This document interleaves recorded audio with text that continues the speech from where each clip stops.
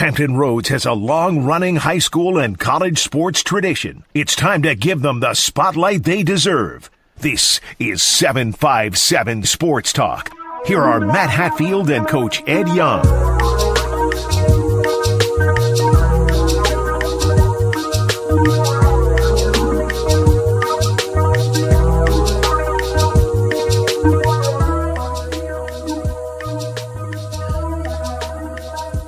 And good Saturday morning to all of you out there. Welcome to another installment of 757 Sports Talk on Cova Sports TV. Like, share, and subscribe to our YouTube channel and interact with us wherever you may be tuning in on this particular Saturday in October. It's the 11th day of October, the year 2025. He is the coach, Ed Young. I am Matthew Hatfield. Did you get much rest? I know you were up watching that 15-inning marathon that transpired in the Pacific Northwest with the Seattle Mariners and the Detroit Tigers, as Jorge Polanco was the hero. Longest winner-take-all playoff game in baseball history. Imagine if it started at like 10 or 11 Eastern at night. That thing would probably have ended about 5 minutes ago. Good morning, dear sir. The coach greets all. I didn't know there was any more baseball left. Didn't the Yankees lose? They did. Okay, so I thought baseball was over for all 10 purposes. I missed it. 15 innings. Wow. Who won? Yeah. Seattle? Seattle won, yes. All right, let's pray hard there's not a Seattle-Milwaukee World Series because it will be the least. Why would you care? You just said you thought baseball was over when the Yankees ended. So why would it matter to you if you want to just dismiss every other team? Well, I think there's a few baseball people left from my calculations. Oh, okay. 1,600 people still watching baseball. But with the Yankees losing, there's no joy in Mudville. Baseball, for all intents and purposes, over. The best team in baseball, out the door because they can't hit with runners in scoring position. If they were the best team in baseball. Somebody take Devin Williams. Please take Devin Williams. We'll take a 29th round pick for him. Get him out of here. You just complained about hitting with runners in scoring position. Devin Williams is a pitcher. And if they're the best team in baseball, they'd still be playing. So they're not the best team in baseball. They're the best team overall. I'm using your words. That's what you said. No, they are the best. That's what you said. Yes, it is what you said. When we rewind the tape. And they picked one game. They lost 3 games. They didn't lose one game. They lost 3. So once again, choose your words carefully. They lost 3 games. Umpiring sucked behind the plate. That's another thing because the Yankees. Oh, so the umpires is why they gave up 8,422 runs in the first 2 games in Canada. Now, calculations, that's impossible to give up that many runs. They gave up 24. Oh, that's close enough. So, anyways, baseball, for all intent purposes, is over. We can now concentrate on football. And that's not going too well either in terms of pro picks. So that leaves me with, let's get going with basketball. Bruce Pearl. I think it's over. Bruce Pearl only on week 5 can declare victory. The process is over. He has won. Okay. 4-game lead over you. Yeah. Not too promising right now in your world. Just absolutely terrible. Prognosticating.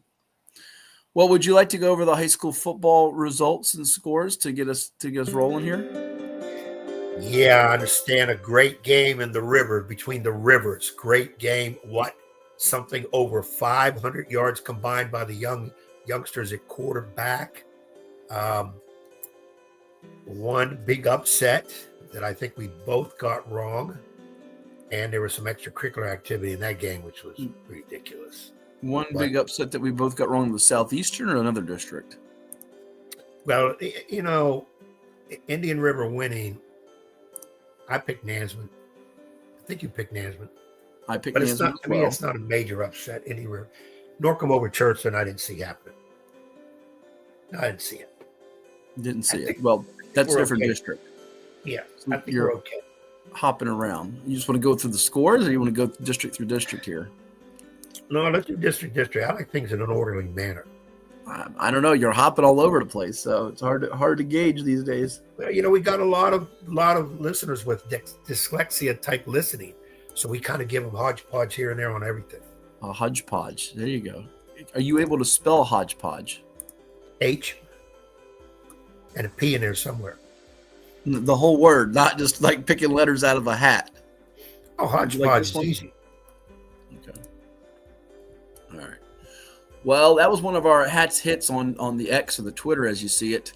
What an entertaining game or entertaining show Indian River and Nansemond River gave us with the Braves prevailing 31-25 in OT as they got it done. Serious Class 5 power ratings, which we'll get into the implications in just a bit for those two in that particular game. Had a little bit of everything. And we're not talking about just the yardage from those quarterbacks that you just referenced, Ed. This game combined had 26 flags for 248 yards. More penalties thrown than when Ed Young breaks into a place he shouldn't late at night and they're throwing penalties. That's the popo. The police do that. And you had a combined 6 turnovers, 3 on each side, but Tyrell Grant Jr., the Syracuse commit, and the freshman Lord Malik Heru, who we'll hear from in just a little bit, they get it done with major numbers. You see that on the screen there. 89 yards rushing and a couple of scores. Grant had a couple of TD runs. Heru had 53 yards rushing.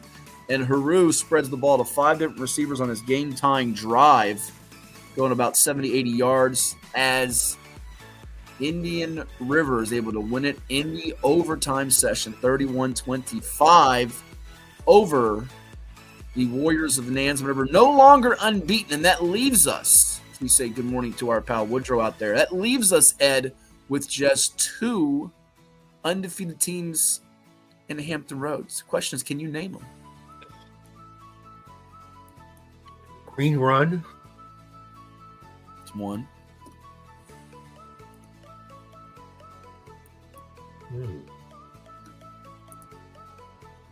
Kings Fork hasn't played Smith yet. Yes, they did. They lost. Nice job by you. Yeah, you're out. Nice job of paying attention by you. Good work you're putting in over there. I can't remember things from 2-3 weeks ago. I know.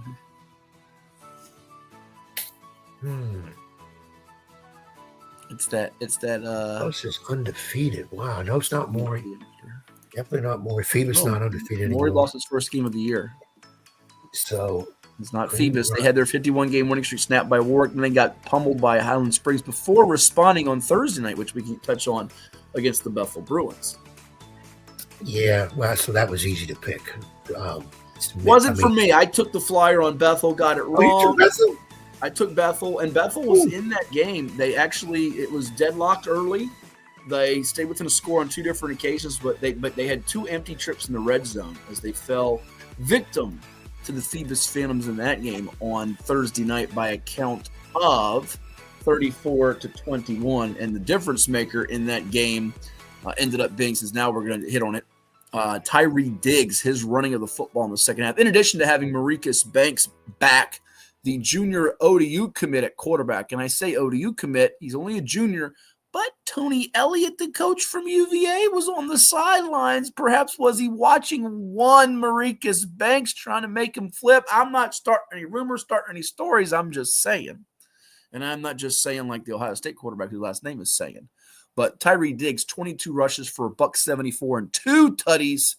Most of that damage coming after halftime with 14 carries for 148 yards and 2 scores in that one.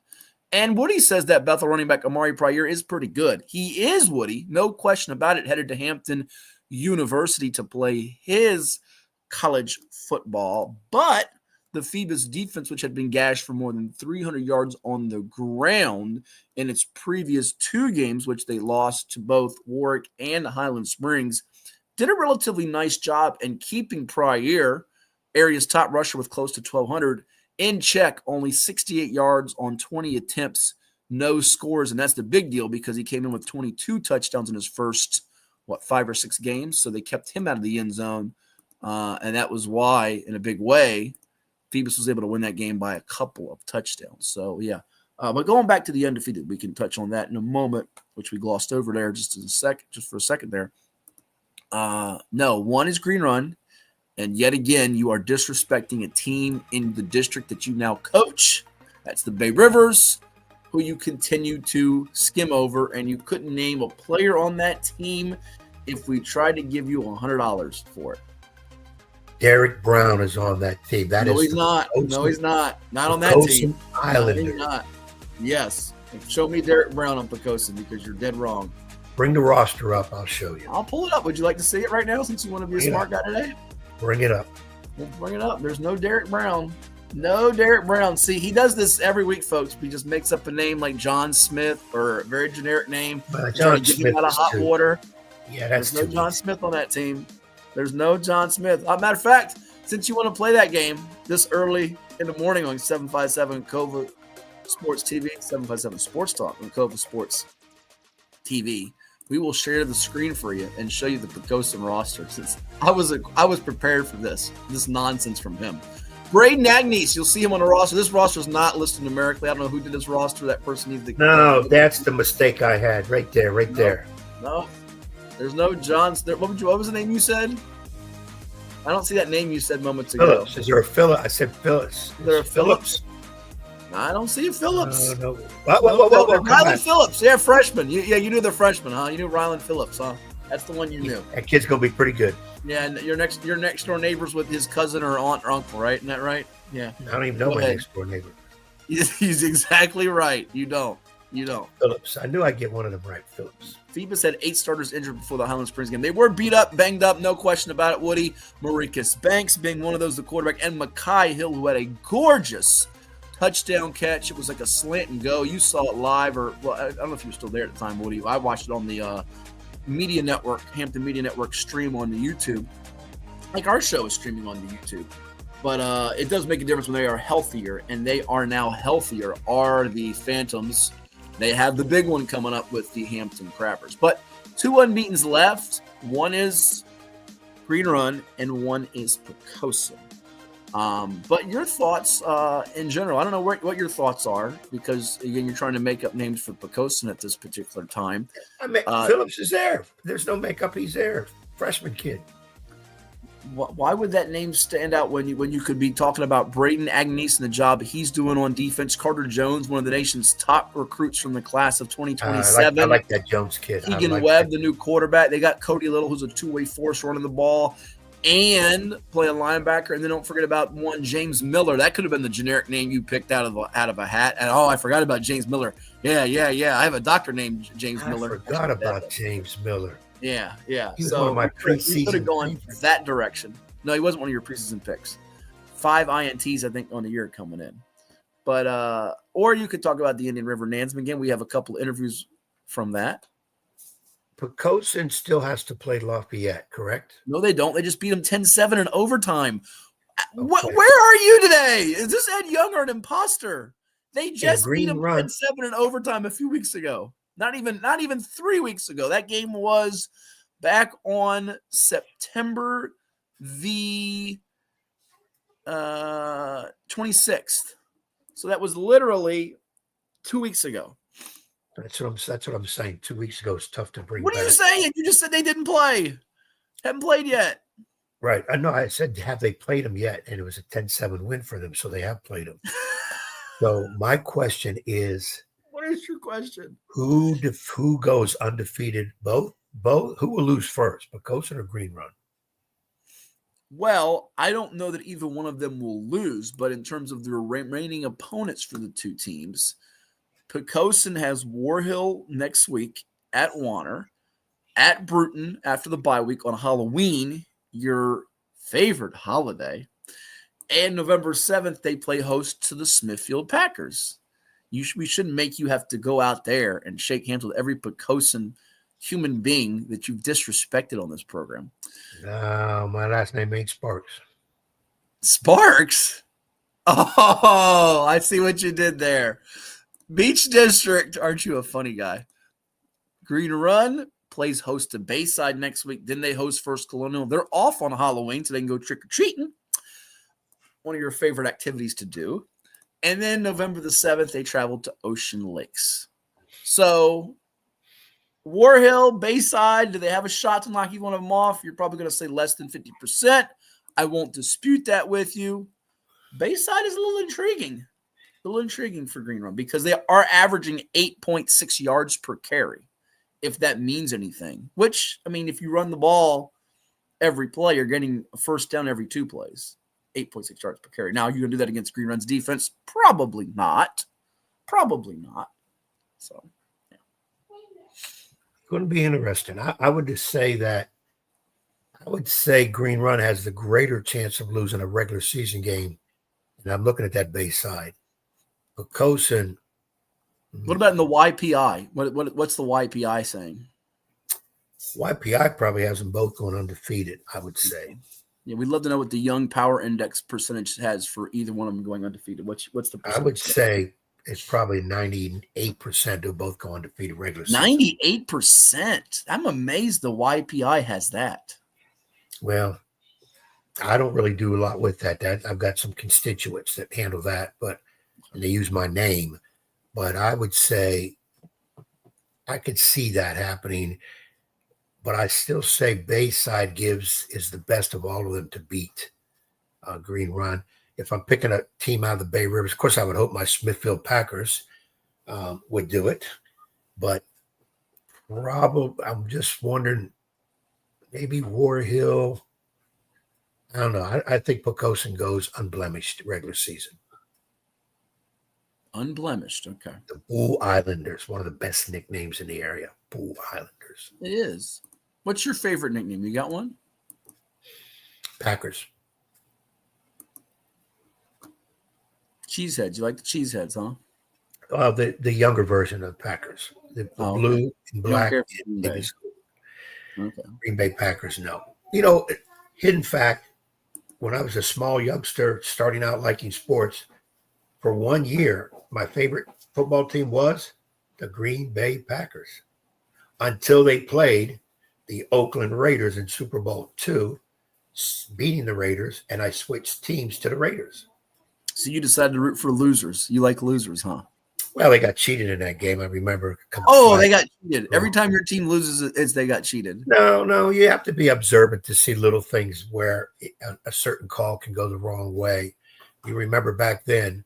That nugget that Woody just passed on, watching us this morning. Island in the Indian language. Okay, well, I like that. Woody is our resident historian. He keeps up on everything. Wait, you've removed Lynn Burke of that title. By the way, Lynn Burke, if he's watching, I'm sure he'll be watching later. Lynn's book on the history of high school football in Hampton Roads, he may not want me to say it. I'm going to say it anyway, though. He's going to let us know. I'm sure he'll come on about it.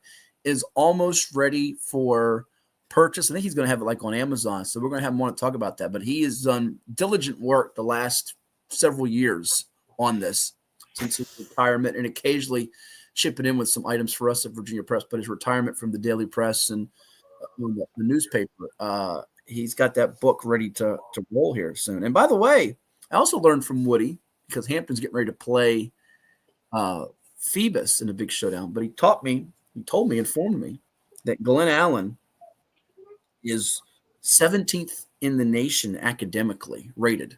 And because Glen Allen is the only team to beat Hampton so far this year. So it's fair to say they outsmarted the Crappers in that game. But you could say that. But that's a big showdown coming up on Thursday. We'll get your take on which game you think is better a little bit later on this week. We also have some college football to tackle, and we will try to make pro picks. We emphasize try because the try is a lot. There you go. That's right. We appreciate you doing that, Woody. The try is the emphasis because unless you're Bruce right now, who was undefeated last week, and how he was, I don't know. Talk about cheating. I think Bruce cheated. I hate to insinuate that about a good friend of ours who is a great guy and an honest soul. How anybody could go undefeated in this league right now, the way and in fact, last week Bruce should have bought a lottery ticket. Is what he should have done. Yeah, because the group that I'm in and picking all the games, I got 5 right. 5. And you got that many right? I don't even know I got that many right. I got 5. There's so many upsets, and it's just ridiculous. But to Woody, my comment to Woody about the academic status of schools, being a teacher, that interests me a lot. What do they base it on? I would think there'd be some other schools up higher out of the state of Virginia. I'm wondering what company did it, what went in to do it. And it's your duty. It is your duty. It is your duty and obligation, because you're now contractually obligated and must fulfill your duties since you're getting paid so handsomely for now to be the basketball coach to help elevate the higher learning of the Smithfield Packers and put them on the map nationally. It is now your objective to do that. As a basketball coach, you have to show them that learning is power. You have to build that up. I get all that, but we have too many kids that were like you when you walk the halls of Kempsville High. Well, waiting for lunch to start. Then you make sure that doesn't occur. You enforce your power, your authority on the situation to prohibit hall walking. You started a trend that's hard. Really hard to do. I started that trend. I think that trend of hall walking happened well before I was born and will take place well after I'm gone, which could be in the next 10, 15 minutes, the rate we're going. Yeah, you started the trend. We call it the Hatfield curse, where their favorite class is lunch and they got a B in that, not even an A. Oh, look at that. Thomas Jefferson of Alexandria up there. I think he's at Fairfax, but up there is number one nationally in terms of the academic smarts. How about that? There you go. I can see it. Book smart. From Northern Virginia book being smarts. Yeah, I can see that. We'll have to educate us on the list in Hampton Roads. Who do you think is number one in Hampton Roads? And you're going to say Smithfield, of course. That's where I'm at now. I have to go for the Packers. I know you're going to say that. I wonder if that would be. I would think Cox High School. Go ahead. Somebody from the beach. I would think. Yeah, I would put a little bit of money on Cox for the area. Don't put money on it, please. Please don't do that. We don't want you to go broke or. Well, it's academics. It's not sports. It's academics. But we want the children to do their best in the classroom. Well, you have money to put. Guys like me that are broke. We don't. So. Interesting. I'm operating right now on a substitute pay, and my coach's pay. I was telling the kids the other day. I don't know how we were talking about pay and whatever. I get one of my youngsters is thinking about being a coach someday, and I told him, I don't know. I said I make $4,000. Does that look like a guy that makes $4,000, ladies and gents? Look at that. As you've been described by other media outlets, a snazzy dresser. I don't see that. Snazzy dressers don't have that kind of dough. Look at that, folks. Well, that was back when I was making teacher money, which was $28,000 a year. No, I think that picture was taken last March from Bob Lanham, so I don't think that's quite. I think you would already retire from teaching at that point. They asked me about coaches' pay, and I told them, my pay right now for Smithfield High is $4,000 total for the year before taxes. And they thought it was $4,000 a week. I said, I wish, but it isn't. It's $4,000 for the year. When you divide the hours that coaches put in, it comes out to about 27 or 37 cents an hour. Okay. Nobody, listening or not listening, would work for 37 cents an hour. But we don't do it for the money. Stick around. We've got more coming your way, including what went down in Portsmouth, and you'll hear from a couple of happy fellas in Chesapeake. Indian River coach Brandon Carr and Lord Malik Heru. You're watching 757 Sports Talk on Cova Sports TV, and now this from those that help make it possible. What makes a life a good one? Is it our adventures? Or the friends we find along the way? Is it the challenges we conquer together? Maybe it's the people's lives we touch every single day. So, what makes a life a good one? You'll have to figure that one out for yourself. What is more? Is it more reps, more strength, more stamina? We say it's all of that, but it's greater than just what's in the mirror. It's about improving your mental and physical health. More is a feeling of achievement, fulfillment, confidence.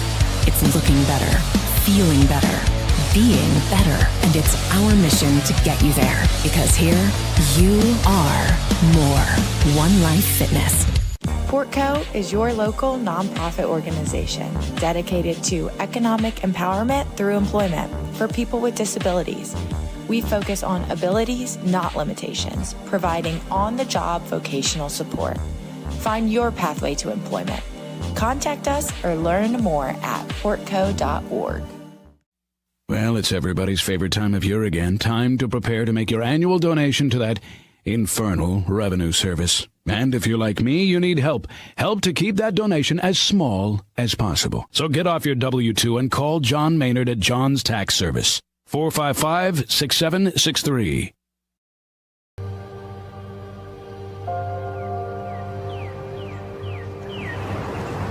At Rush Soccer, our love of the game and the community we create doesn't stop when we leave the pitch or when the season ends. We are more than an individual player, team, club, or league. We are a truly global community of athletes, parents, coaches, professionals, and fans.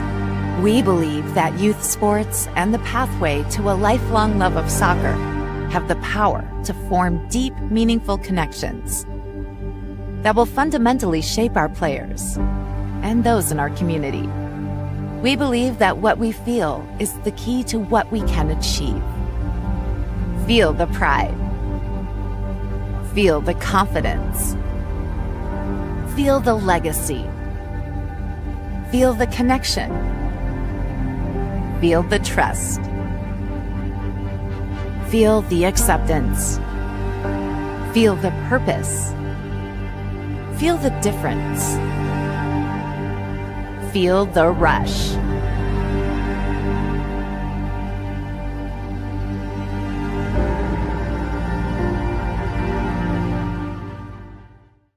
At Atomic Wings, we prioritize real chicken with fresh, all-natural, never frozen ingredients, all packed with serious flavor. Order from over 15 awesome flavors at atomicwings.com.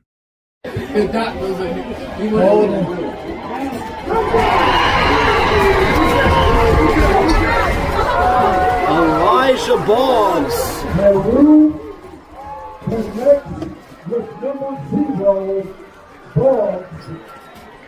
Touchdown, Indian River. All right, I'm here with an exhausted yet relieved Indian River head football coach, Brandon Carr. His team wins an overtime thriller 31-25 in the Battle of the Rivers. His Braves turning back Nansemond River. What can you say about your freshman quarterback, Lord Malik Heru, who's walking this way right now, Coach? 26 of 40 for 249 yards, 5 touchdown passes, the game winner to Elijah Boggs. He's a freshman, but he's pretty special too, isn't he?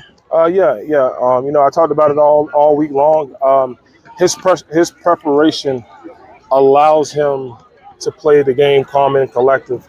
And I think that's what we saw here in the second half. He was unrattled.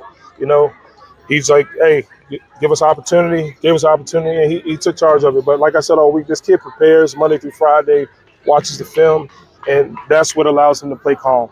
And it takes a whole group, the whole village, if you will, in sync. He hits 5 different receivers on that game-tying drive. Your offensive line did a good job giving him time. And really in a game where there was a lot of penalties, it was sloppy but exciting. How pleased were you to see your guys kind of rise to the occasion in that moment where it's kind of chips on the line, if you will? All across the board. I mean, the team is young. The team is young. We're playing some young guys, and they all rose to the occasion. Like, they all showed some perseverance. They all showed the ability to stick together and play through adversity. So that is phenomenal to see with a young group like this and their growth here in mid-season. Also, to have that 4th and 2 stop, I believe it was Corey Sandlin who made it for you on defense. How big was that? Because they got you the ball back and gave you a chance here when they were trying to salt their way running the clock out. Oh, yeah, that was a kid that he said to us, at no point take me out of this game. Offensive line, defensive line, he said, do not. Because he was the one hurling that play too, right? Yes, but he laid out there, might have been a little beat up, bruised up, but he gave this team everything he had tonight. Sure. So when you got a guy like that, Star Wolf in the middle, hey, just going to make this defense and this team go. Well, it reminds you of your younger days when you played for the Bruins, right? You're not taking me out of this type of battle, right? SEB, a lot of bragging rights. Oh yeah, back in the day, 7 overtimes with Hickory. I remember those days. So you had a 7 overtime with Hickory? Yeah, with Hickory. My senior year. So it's the Southeastern District. Sure. You can go through some battles. There is no cakewalk. two more before I chat with your quarterback here. Tell me about Jason Preston. He had some big plays tonight, the interception, the overtime, 2 touchdowns on fades in the first half. Another guy that's a senior, unheralded, but my goodness, he makes winning plays, doesn't he? Yes, Jason Preston, senior. He is taking his opportunity to showcase his ability, and he's rising to the occasion. Some balls came his way he didn't come down with. Some balls came his way he came down with. But it's a next play mentality, sure. And I'm happy to see him play that way tonight.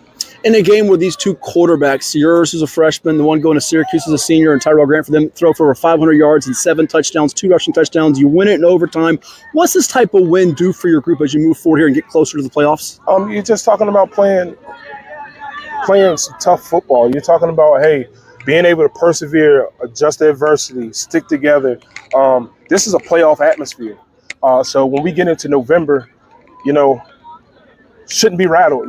We should learn from these mistakes tonight. Was it perfect? No, but it was a lot of lessons in the night to prepare us for down the line. We'll go enjoy it. Thank you so much. Yes, sir. Thank you. This is 757 Saturday Sports Talk with Matt Hatfield and Coach Ed Young. So you heard from Brandon Carr of the victorious Indian River Braves, 31-25 over Nansemond River in overtime. It is 757 Sports Talk here on Cova Sports TV. Like, share, and subscribe. Braves now 5-1 on the campaign. Edward, big win over Nansemond River, who won last year's game 28-21. Yeah, and I think I picked that same type of score, but I had Nansemond winning this one again. And it is big. I like the fact that he talked to youngster about how well he studies his craft, works on it, film work every day. For any high school football kid, that's admirable, but especially a freshman. And I wish more kids would hear that kind of stuff in any sport. The more you and the buzz phrase we hear is work on your craft. Now, I guess we picked that up from pros or whatever. But if you really put attention into it, because see, my belief in a lot of kids nowadays, they have so many other things, the electronic world now, the computers, their PS5, 6, 7, 8, 9, whatever it is, their phones, that they don't really put a lot of work and effort into other than what you kind of make them do in their craft. And those that really do put the time and effort into it, really work at it, I guess that's why you call them elite. I guess that's why you call them elite. Yeah, I think that separates the great from the good. Yell Easton chiming in. LT, I think he's talking about Lake Taylor, on pace to have 2 running backs. I believe he's talking about number 5, Keon Johnson, and Jeremiah Farabee, as well as their quarterback, Kevin Adams, go for over 1,000 yards rushing. How about that? They're running the football over there at Twin Veer. Hank Sawyer. I was just going to say, when Hank runs, what he runs and believes in works. But let's also give some kudos to that offensive line. So if they're opening holes, you're going to be able to pick up a lot of yards too. So, we got to shout out those linemen for Lake Taylor also in terms of allowing 3 guys to go over 1,000 yards. That's doggone good. That's a big deal. No question about it. Bill Walcott chiming in. Yeah, too bad about. Let's hit on that since we're going to hit on the districts here. But that's the story of unfortunately, it overshadowed a lot of what transpired in high school football on Friday night. There were gunshots. There's been videos that's been circulating. We're not going to play them on this particular show, folks. We're sorry about that. You can find them on your own. But late in the ball game with Norcom and Churchland. In fact, Churchland led this football game 10-0 against Norcom, and it was a game that was important for Churchland in trying to secure potentially a number 1 seed. Not one win's going to get them it, but if they were to win this game and go 9-1 or 8-2, Lake Taylor still on the docket, was going to be a tricky game for them. But they get an early score. I think it was Keith Williams Jr. He and Aki Hayes leading the running attack. Those two had over 100 yards on the ground. Norcom's able to come back, make it 10-8, and they actually hit a field goal to win this puppy. Late 11-10 was the final tally. That go-ahead field goal from Samuel Denman with about 1 minute and 33 seconds, but the gunshots happening outside the stadium across the street behind Norcom's scoreboard area with 39.8 seconds to go in the contest. Ed, it's a frightening thing. Text starts circulating. It goes viral on social media. And you just have to put you're a coach and a teacher. You don't have any children of your own, but a lot of these you look as like your children. But you have to put your thoughts with them. They're thinking about, oh my goodness, you're worried about your loved one. And the thing that grabs me, and maybe I'm not the most, thoughtful on this, or a trained professional that has the best knowledge and insight, so I'm not trying to criticize here, but I always hear that they emptied the stadium. And I don't know that emptying the stadium into a parking lot, which may or may not be closer to where the incident had occurred, is always the best plan of attack. And if you watch the video, a lot of youngsters start running, fans in the stands start sprinting, diving on the ground. But emptying the stadium, I don't know if that is the best. I don't know what the solution is at that point. You want to obviously put it in the hands of the law enforcement officers to try to tend to that as best as possible to keep everyone safe and sound and calm.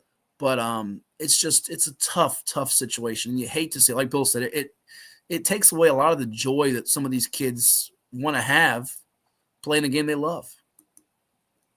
Yeah, I saw the video. At first, I thought it was one of those AI generated, what it looked like. And then you realize it's real. Somebody's out there shooting. We've had this every year somewhere. It's part of our world. It's unfortunate. And a lot of times it is teenagers involved. I'm not saying that's who it was this time because I wasn't there, don't know. Police report, you don't know. Could be anybody that has access to a weapon. But you're right on everybody starts running to the outside. Well, that's kind of where it is.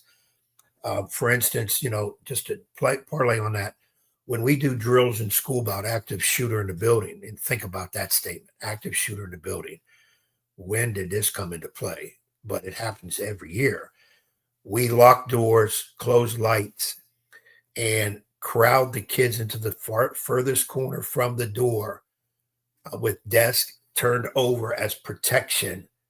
You don't run out into the hallways, and get out of the building because you're running into it. And that's kind of the thing parallels what you're saying. Everybody's running out of the stadium. Well, you're running to where gunshots are happening.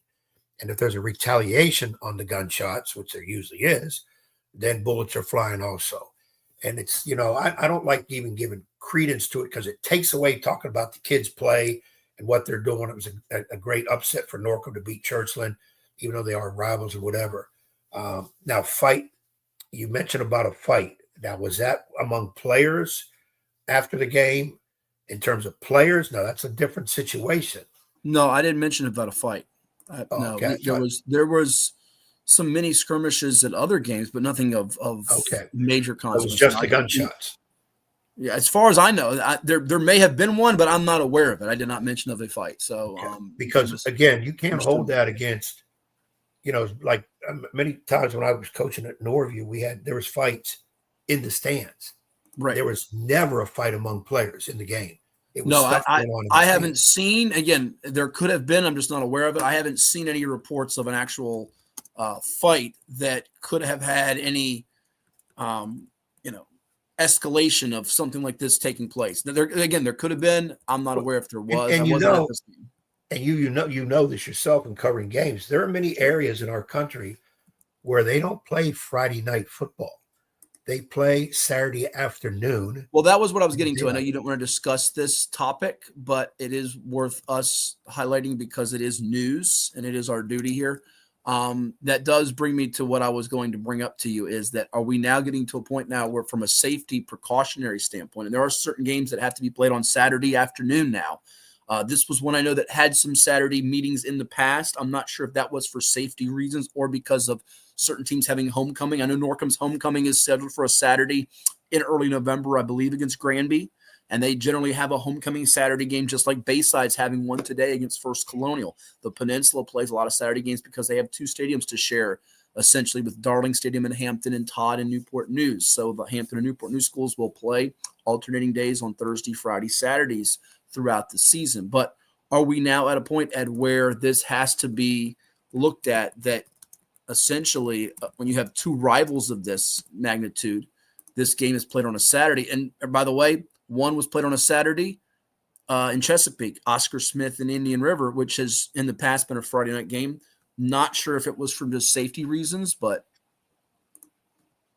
your thought? Yeah, it has happened many places.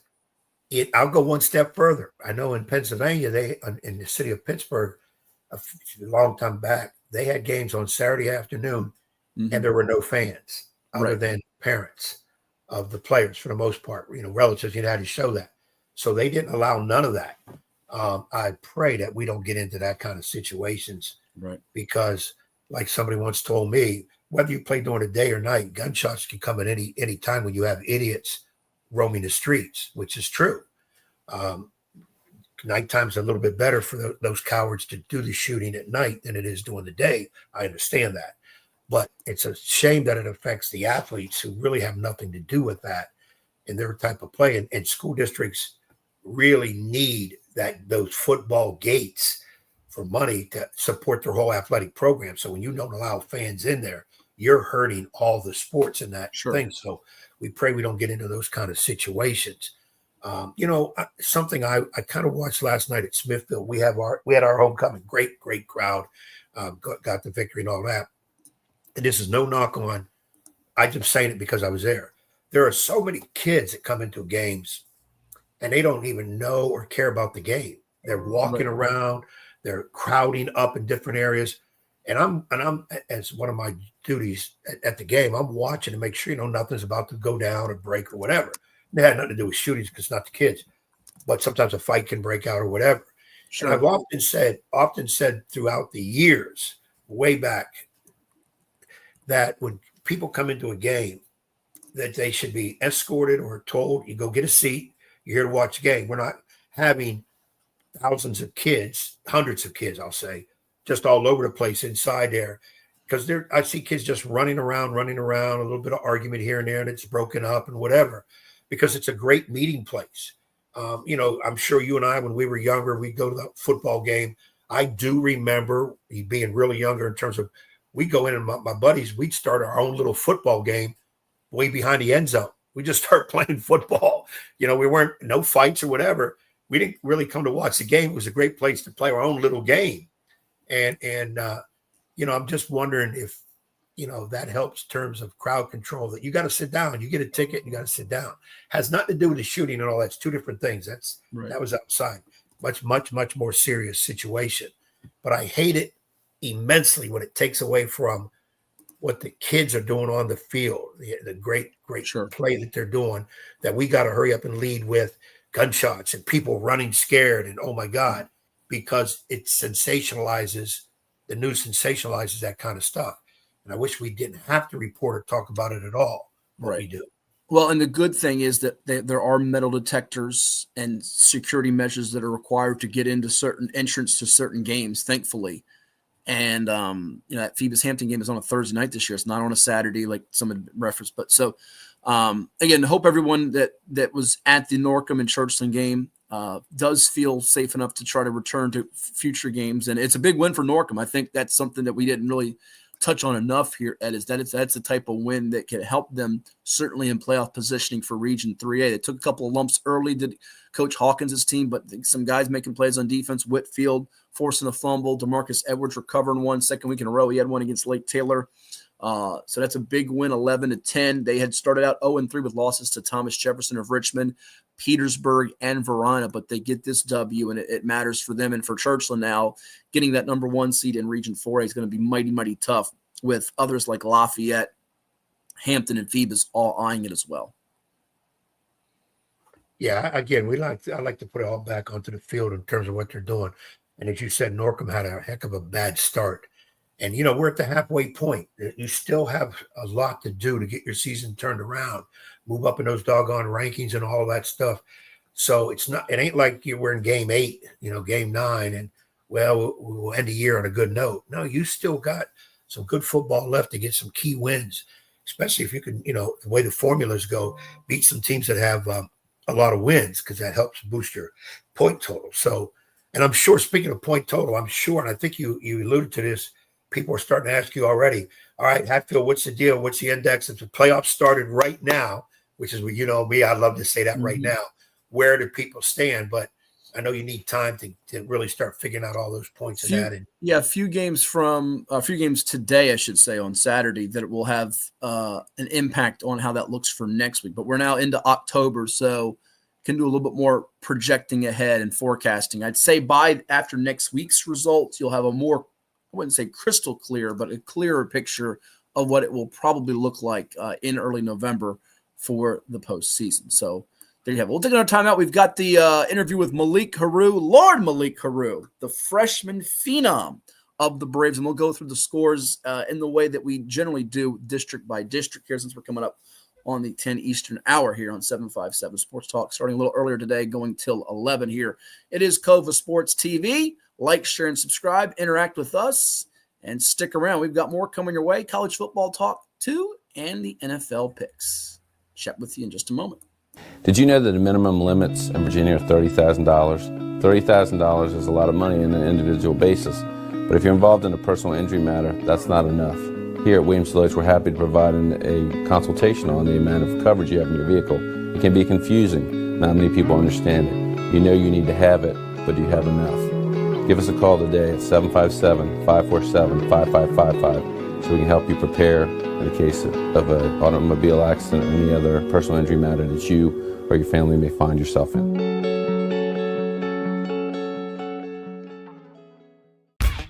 For any athlete, making it to the top sometimes comes with a few steps back. That's why there's CHKD Sports Medicine. Advanced diagnostics, treatment, and rehabilitation for sports injuries, just for young athletes like yours. What's up at DQ? Oh, just the best deal ever! The $7 bacon cheeseburger meal deal. Bacon cheeseburger, fries, drink, and a sundae. No time to be modest. It's all full size for just $7. Right now at DQ. Happy tastes good.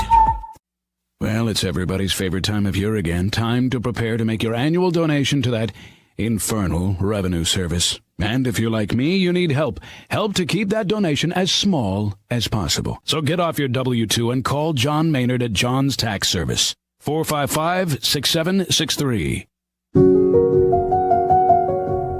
As a banker at Town Bank, we believe that people bank with people, not with banks. You're looking for an actual personal relationship, and that's what you get at our bank. You get that person that gets to know you, gets to know your business, is there for you. I think that is what motivates us, what drives us. And the idea that we are trying to serve others and enrich lives, I think is very true.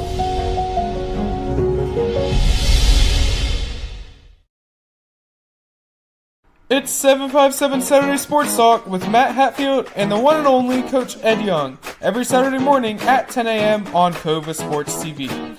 From high school football and basketball to the NFL, MLB, college sports, and the NBA, if it's making headlines, they are breaking it down. Bold takes, big-time guests, and a few laughs, especially at the expense of that basketball coach, Ed Young. Catch it on Cox TV and your view, and don't forget to like and subscribe on YouTube at Cova Sports TV. All right, here with the freshman phenom quarterback, Lord Malik Heru, 26 of 40 for 249 yards passing and 5 touchdowns, including the game winner as his team is able to rally and beat Nansemond over 31-25 in overtime. You're smiling now. How does it feel? You outlasted a really fine quarterback going to Syracuse and Tyrell Grant Jr. and his Nansemond River team. You guys battled back. How's it feel to get this done in a rivalry showcase matchup? It feels great. I believe in my team. I believe in my O-line. My O-line got my back, as I know, and we just went out there and showed what we could do. Now, you guys are able to drive down the field about 70, 80 yards. You hit 5 different receivers. You end up tying the game on a touchdown. Take me through just kind of the process there. This is your first really opportunity for a game-tying or game-winning drive there late in the ballgame. Yeah, my process, like during it, was just take it one play at a time. Don't force nothing. Run if you got to. Just do everything you can to put your team in the right position. It's been a rough night for the kickers. There was penalties, guys cramping up, injuries, a lot of smack talking and jawing before the game too. So there's some, it's an intense game. The extra point doesn't go through, and you get to overtime. Was the mindset change at all? What's kind of going through your head at that point? No, so nothing changed at all. Just do everything I can in my power and believe in my team. Had to trust my guys that I know that we could ball out for the whole game, and we did, and we showed that. One of the plays that was working for you much of the night was the fade pattern. You hit Jason Preston, who had that interception in the OT on 2 of those in the first half. You hit someone else. It might have been either Donovan Brown or Elijah Boggs. I'm forgetting during the craziness of the game. How much did you see that on film during the week practice that that opportunity was there for you against this defense tonight? I seen it a lot. I just took what the defense was giving me, and I was just showing what we've been preparing for. You get the INT from Preston. It's your ball now. Either kick wins it or touchdown, 2 incompletions. Take me through that third down play and what you saw there when you get the ball to Elijah for the winning score. It was nothing crazy. I was just treating it like another play. The moment was never too big for me. Sure. To get this type of win, I know you guys lost a big matchup with Oscar Smith last month. What did you learn from that? Your team battled back and made it a closer game after they were beating you pretty good in the first half. But what did you learn from that game that helps you for tonight's matchup? Never start out slow. Always put your team in the best position, and don't force a ball. I got to know, you love football, right? Who's your quarterback you love watching on Sundays or Saturdays? Kyler Murray. Kyler Murray? What is it about Kyler you like? You try to. I've been watching him ever since his highlight mistake came out. Okay. So I've been following him ever since. Good deal. And lastly, to get this win tonight, what do you guys do moving forward from this? How can you use this to help you on a playoff run? It shows how physical we can be, how mentally prepared we got to be each week, and treat each team the same. Well, number 7 for Indy River, he was helping his team get 7 points on touchdowns throughout the night, 5 TD passes and a game winner. Thank you so much. Go enjoy it. Thank you. This is 757 Saturday Sports Talk. Here are Matt Hatfield and Coach Ed Young.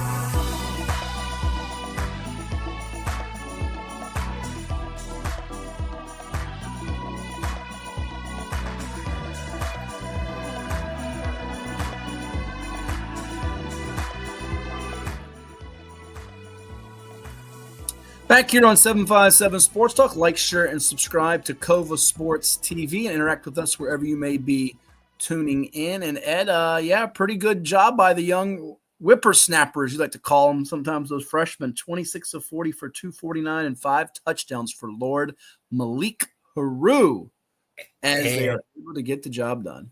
Yes, and he has a great name. Parents did well. Lord Malik Heru. I like that. I can almost change Heru into Hero. Is that a sighting? You're gonna start breaking down a Hercules song over here. Yeah, Lord Malik is going to be only a freshman. He's going to get better. He's going to get stronger. He's going to fill out more. There's going to be some great things for that youngster ahead with big time game last night. The only problem with that game last night, we kind of glossed right over it. Too many penalties for 2 really good teams. Just too many. Still good game, but wow. Well, real quickly, and I showed it to you people earlier, and I'll let the folks chime in on this too. Which was a better touchdown? His game tying touchdown with 23 seconds. The extra point was no good. That forced overtime, or his game winning. I'll let you watch them both again. We've got the skipped part of the video out from the one earlier, and we do have the wall in the way in the press box. But we'll watch them both again, less than a minute total here, and the fans can interact and chime in here. The tying one, I believe, was to Donovan Brown. Might not have been Donovan Brown. Anyway, the game winner was Elijah Boggs. I think the tying one was Donovan Brown. But here they are again. Tying first, game winning. Let me know which one you liked better. And we have jazzy music for one of them.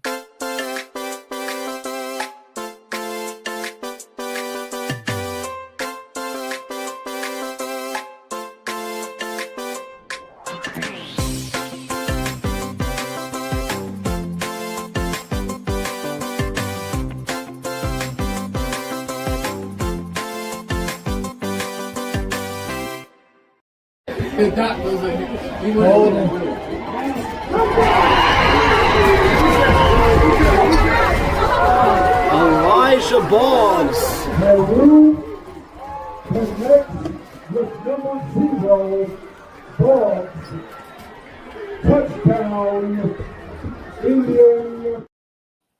There you go. That good OJ? Good OJ over there you drinking? Good OJ? We catch you with the OJ? Oh, what is Not that? OJ. This is some good. That looks like you're drinking a Bloody Mary. What are you drinking over there? Oh, no. This is great. A mixture of grapefruit, pineapple. Oh, it's a mixture, all right. And cranberry, I think it is, in there. Yeah. But no alcohol. Trust me, no alcohol in this one. That's a good idea, but no. No. Which one was That's better, just the my game tying Kickstarter. or the game winner? By the way, going in the same direction of the field, almost a little bootleg sprint out situation. And who was I watching recently? I think it was, I forget if it was Green Run Salem or somebody, but I'm amazed sometimes where teams, and this happens more in high school, it also happens in college too, where they'll run the same type of play or similar type of play. And it's one of those, keep doing it until they stop it. But they were having tons of success getting him out on the edge, and he's also a threat with his legs. But they executed that quite well, almost flawless, you could say, and got it done. After a couple of incompletes, we were thinking, this could be a 2, 3, 4 overtime deal. And Coach Carr talked about the one he had that was a lot of overtimes. So, yeah. Which one did you like better, though? The tying or the game winner? I like the game winner. I thought it was a little bit more excitement in it because it's the one that put him ahead. He's running. You got to thread the needle a little bit. A lot of things can go wrong right there. Mm-hmm. But I give it a slight edge over the game time, which was a nice catch on the ground, keeping it low, too. That could have been a skip ball on the ground or catch it against the ground. But they're very close, but give me the game winner. Okay. Let's fire up the music and go through those games. We'll go in the Southeastern District. You have the scores in front of you, so you can take them district by district. And by the way, as we finish up, just some thoughts on that game, Nansemond had a lead on a couple of different occasions in this ballgame. They weren't long leads, but they had the lead in this game, and they couldn't hold it. A big reason why, obviously, they never did a lot of things well, but late in the first half, their sophomore sensation wide receiver, Quincy Gilmer, who, by the way, has a bright future ahead of him. He is a track star, super fast, like 4.2 40 fast.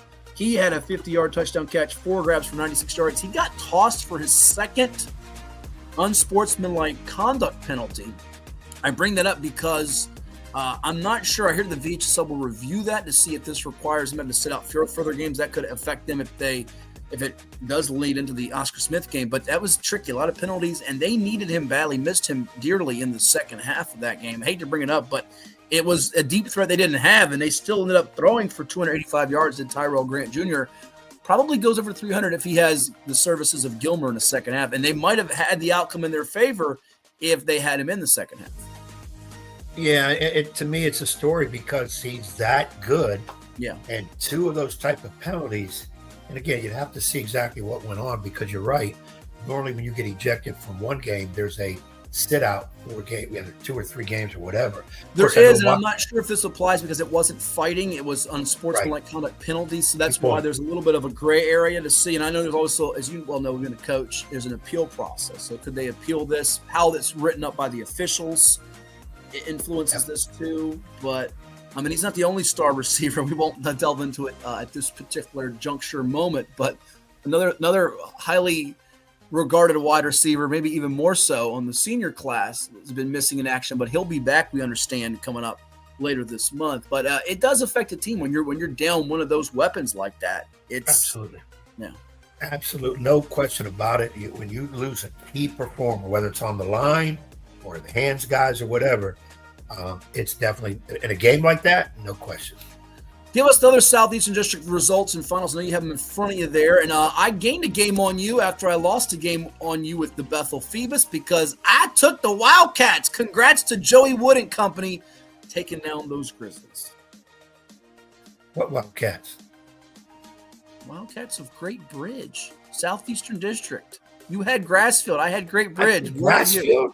Yeah, you did. Don't do that. I'll show the audience if you like. I want a do-over. Give me a do-over on that. I'm going to go. You can't. The game's done. You can't have a do-over. I can one mistake. Come on, let me go back and fix No, that. you have more than one mistake. Well, Great Bridge put some points on the board. Now, this one I have to ask the great Matt Hatfield. 62 points by Great Bridge over Grassfield, 62-20. When's the last time Great Bridge scored that many points? Do you know? That's a great question. Look at you trying to stump me this early in the morning. It's easy like Sunday morning. I'm bust out my Lionel Richie, right? It's not Sunday morning, it's Saturday morning. Well, they scored 61 in a win over Deep Creek when they were then coached by Pete Gale back in 2014. But 62 or more? Oh, you've got me digging through the archives. That's 1 point shy of 62. 61's 1 point. Thought I'd help you out with that. The last time they scored that or more, you got to go back to 2010, also coached by Peter Gale. Everybody calls him Pete, not Peter. 64-14 in 2010 over Nansemond River. And I understand his motivation to score 64 15 years ago was something you had said on the radio back in 2010. So you were his motivation, his fuel to have the Wildcats score that many points back in 2010. I think I said it would be Nansemond River should have no problem back then with Great Bridge. And Tracy Parker, who's now the coach at Smithfield, once again your office mate. I think he was still coaching the team at that time, or was coaching the team at the time. Probably wanted to punch you afterwards for running your big mouth yet again. There you go. Well, I said it in a talking head manner. I didn't disparage Great Bridge. I said Nansemond should be able to handle Great Bridge and win that game, which they did.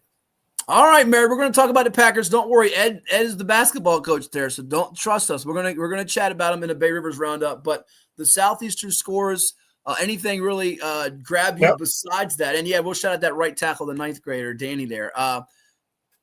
So what's grabbing you on that Southeastern score? Hickory Lambrusque, Lakeland 56-0. Lambrusque, is that a word?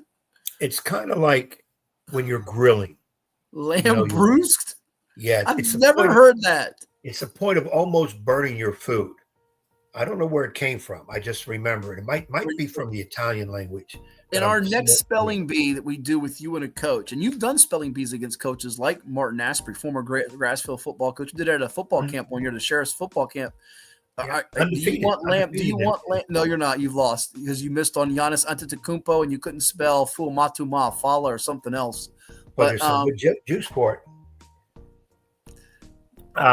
Would you like Lambrusque in your next spelling bee? Is that even? I don't know if we can use that. Put that in there because I got to look up the spelling. Let's move with these scores because we got a lot of places to get to. Sure. Kings Fork 28-14 over Western Branch, a little closer than I thought.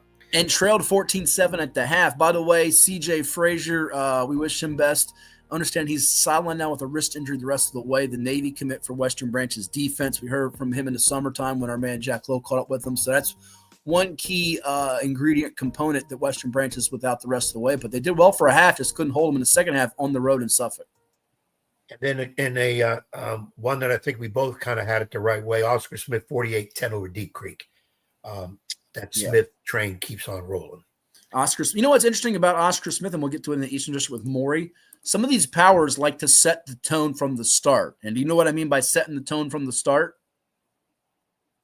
Yeah, right off the bat, they're going to let you know how it's going to go down tonight. No. I'm talking about opening kickoff return for a touchdown. Jaden Koval, the UVA commit, had that in that game. And in the Eastern District, Matt Williams, who's got the best first name in the state, the junior, highly regarded player for the Commodores, had one he took to the house for them in their matchup against Norview. Speaking of which, would you like to go from the SCD to the Eastern now, since I just brought that up? Yeah, you brought it up. We might as well have to. We 58-0, Maury over Norview. I didn't think it would be quite that big of a win over Norview. Yes. But wait. Time out. I'm gonna correct you again. You didn't think it would be that lopsided.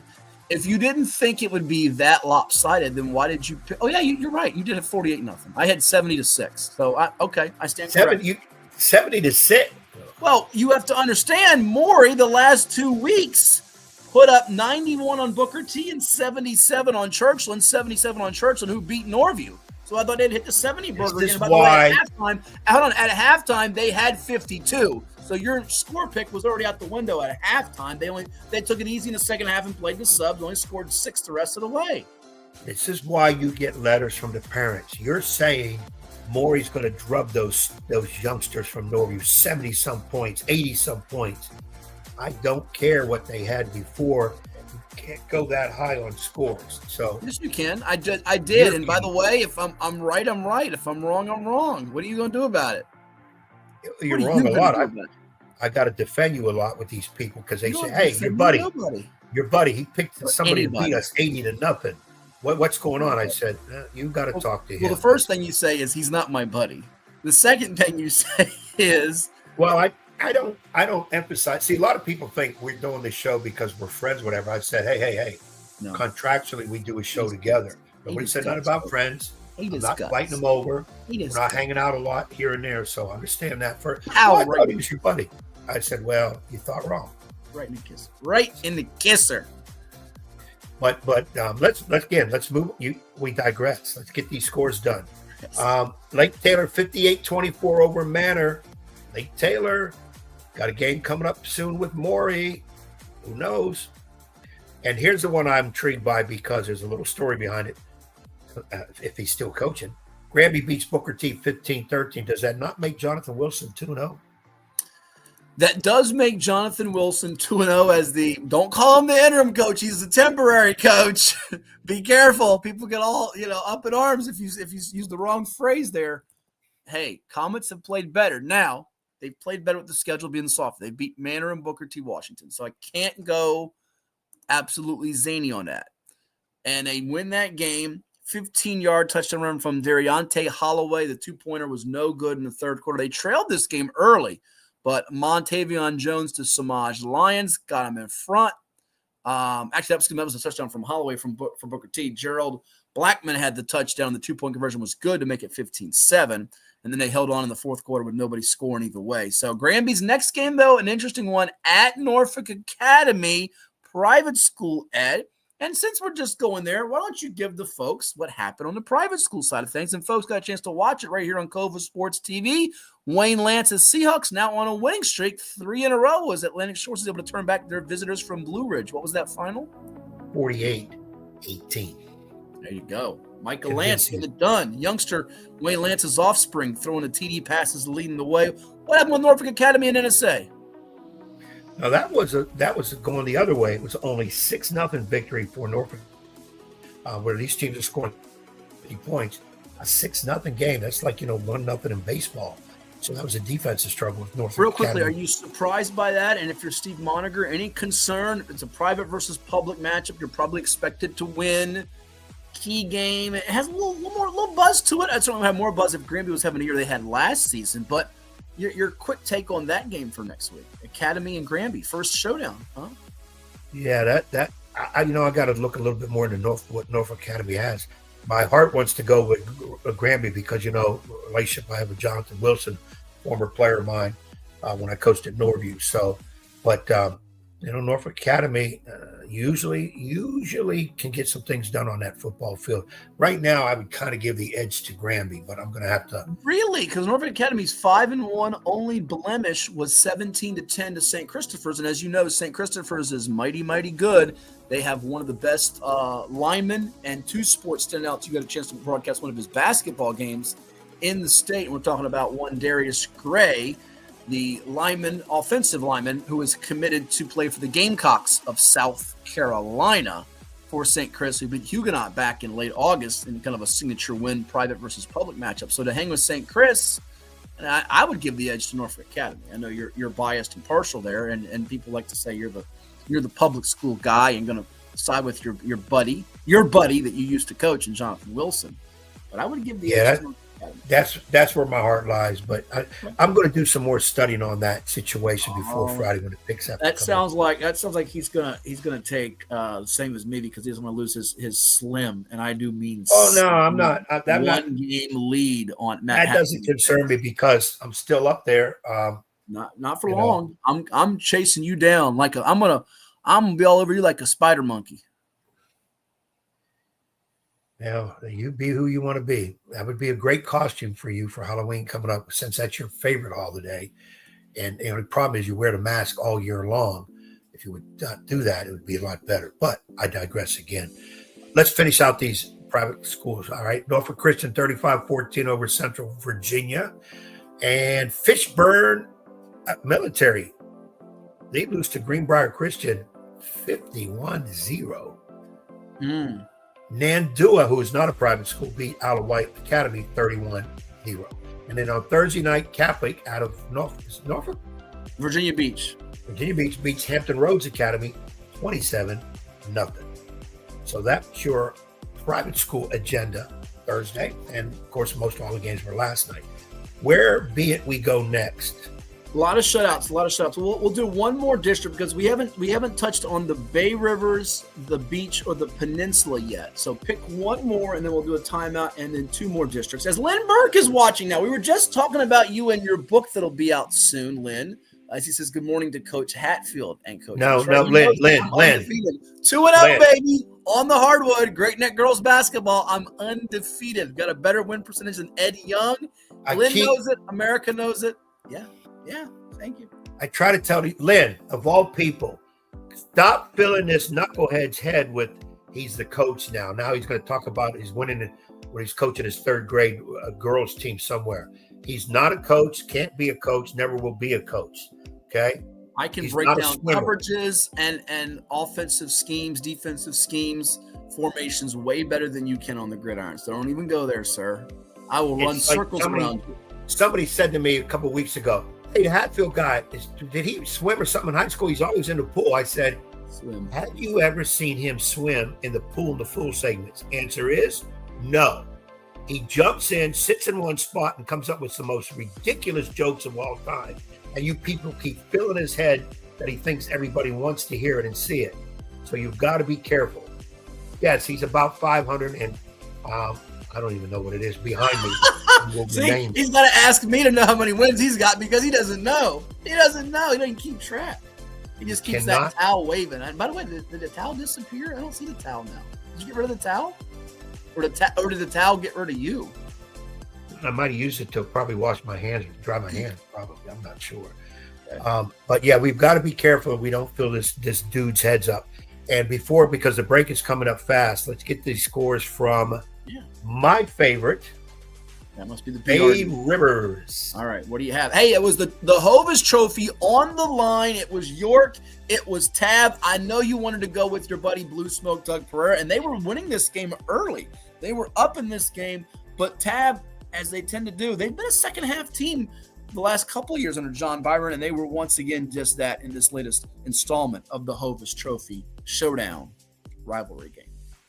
Yeah, that was a 17-14 Tab victory. And I know in the past years, sometimes this game brought us double overtime, triple overtime, game-winning touchdown, walk-off touchdown. But this time it was a 17-14 victory for Tab. Well, it did. 14-play, 76-yard drive. It chews over 8 minutes of clock time off, and Khalil Outlaw finishes it up. Mr. Outlaw, a 3-yard touchdown run with 1:52 to go, as it was a big crowd at Bailey Field. Good night for Corbin Eckert, the quarterback for Tab, has been doing more damage with his arm than his legs. And York's been a little handcuffed as their original starting quarterback went down with an injury. They're playing Anthony Custis from running back to QB there. But Tab gets it done. Offensive line, so essential to that game-winning drive. We sort of glossed over it a little bit with Indian River's game-winning drive or game-tying drive to go down the field, trailing against Nansemond River and tie it up. Very important for Tab here. And that's the type of win that's going to help Tab out before we go through the rest of the BRD. I know the Smithfield fans are watching with bated breath here to hit their game with Grafton. But now with this win, 3 in a row for Tab. They're 5-2 before the bye week. Then they have Gloucester, at War Hill, at Lafayette. I'm not sure they win those last 2, but this is the type of win in 3A, which is, let's just be perfectly blunt here, be honest, it's weaker than 5A and 5B and 4A and 6A. Lake Taylor has the inside track on the 1 seed, even if they're to lose to Maury, Ed. But Tab now can be talked about on that 2 or 3 line, potentially in 3A. I know you still got New Kent, who was idle this week. But Tab, and they lost to New Kent, Tab has got a great, great chance to host a first-round playoff game and possibly even a second-round home playoff game. They definitely got a whole lot to play for in these again, the halfway point, keep emphasizing we're at the halfway point for high school football. Played 10 games. Everybody's played 5 for the most part. Still a whole lot of things to accomplish. Now, that game was interesting because how close it was, because the rest of the Bay Rivers, it was over quickly. Mm-hmm. We had Pocosin 54-0 over Gloucester. We had War Hill 61-6 over Bruton, and Lafayette 55-0 over Jamestown. And the next closest game was the Smithfield Packers 41, Grafton 14 on homecoming night. Made it really good. Great crowd. Everything looking good. And I got to say hats off to my man, Pat Doolin, the AD, Smithfield. You should see what he did to the entranceway of the football stadium. I should have took a picture. And matter of fact, why didn't you video it? It's gonna be, I'm sure, vertical, not horizontal, the way it's supposed to be shot and filmed. And I'm sure you messed it up because you're a terrible camera operator. Yeah, Thank God you're a much better basketball coach than you are a camera operator. You really that's debatable at times too. So no, you're that bad of a camera operator. So I'm going to send this to you because it's got to go up. Pat Doolin did this. It was not.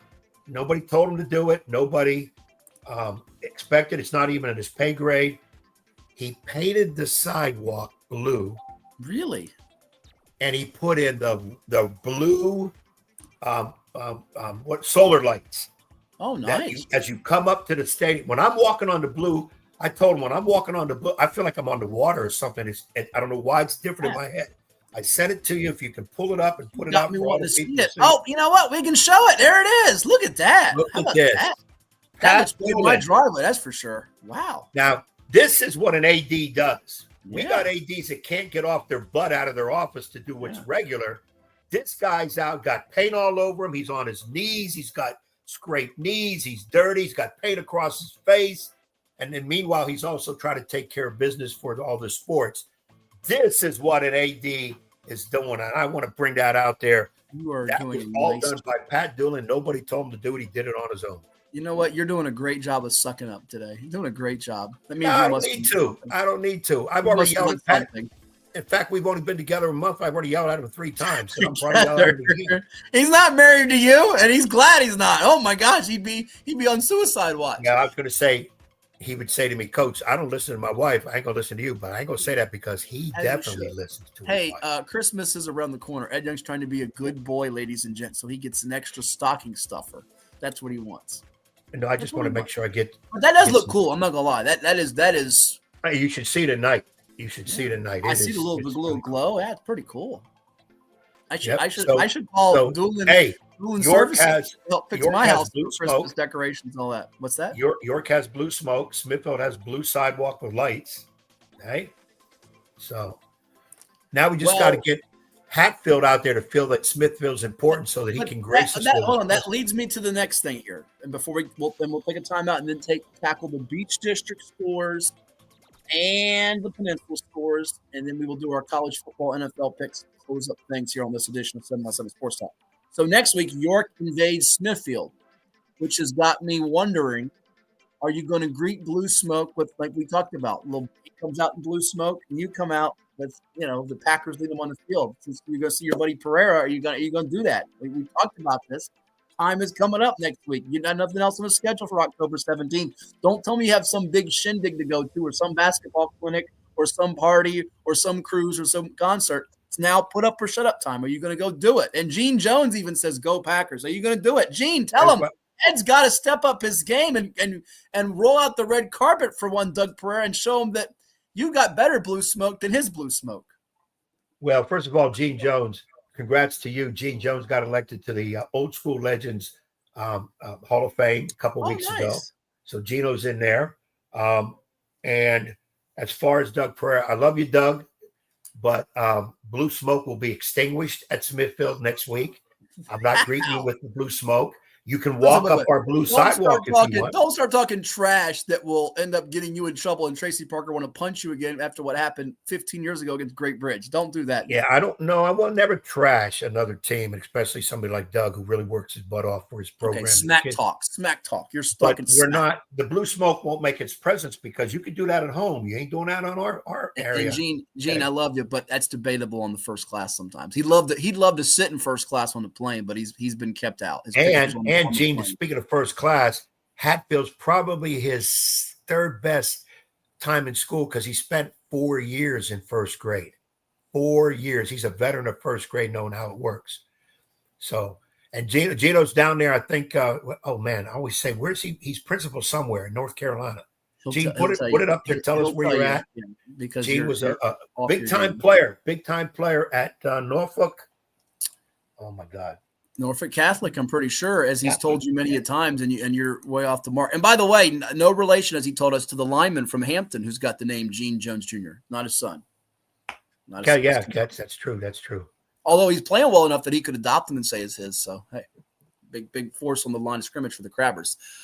So you're not gonna roll out the red carpet for Doug Pereira. You're not gonna. No, I'm gonna roll out the blue sidewalk, but he can come up that. Well, and Mr. Doolin's gonna do that. You didn't do anything with the blue sidewalk. You once again are taking the cop out, easy way, easy road out, which is typical of you. I'll roll the blue sidewalk up for Doug. But Doug, I love you to death, but I hope you win every game but one. So we'll leave it at that. Every game but one. That's what he says. Okay. Assistant principal at Durham Riverside High School. There you go. That's the because if I wouldn't have got this Smithfield gig, I was about to write to Gino and say, Gene, wherever you're at, fire your coach. Wow, you're going to tell him to fire his coach. That's real kind of you. I mean, I don't know the guy. Not going to bring up his name. Wow. You are. Hey, it's what friends are for. You are off the chain today. You know that you are off the chain. You should get rid of your chain because you're off it today. Well, I wouldn't mind having some more chain. Well, we're going to take another timeout. We've got more coming your way on 757 Sports Talk, including what transpired in the Beach District and the Peninsula District. A couple of key games in both those districts coming up next week. I'll get Ed's take on those. Plus, Ed, I'll play you December 23rd, a couple of days before Christmas. Say something funny. It is 757 Sports Talk, and you're watching with us all the time on Cova Sports TV. Now this from those that make it possible, such as Chicho's. Get you some pizza from Chicho's.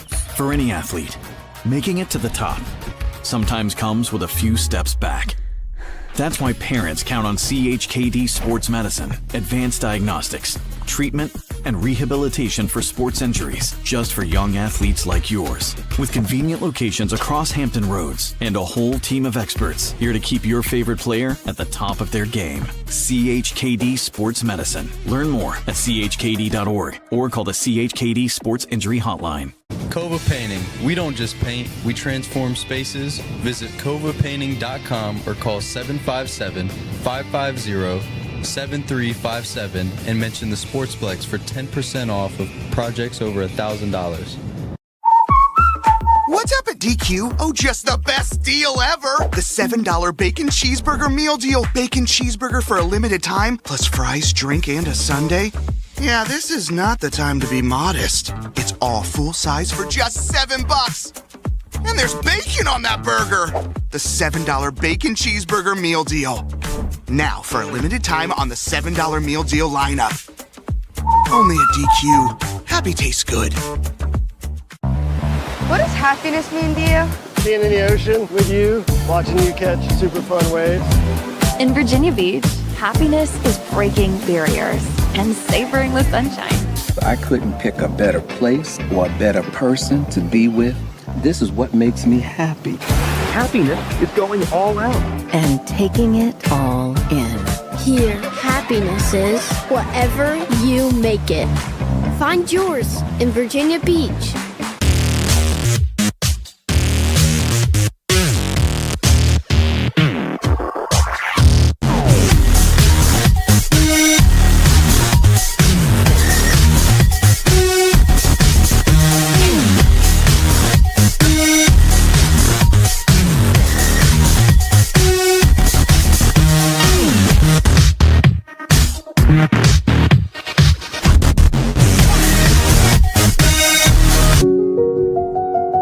I grew up here.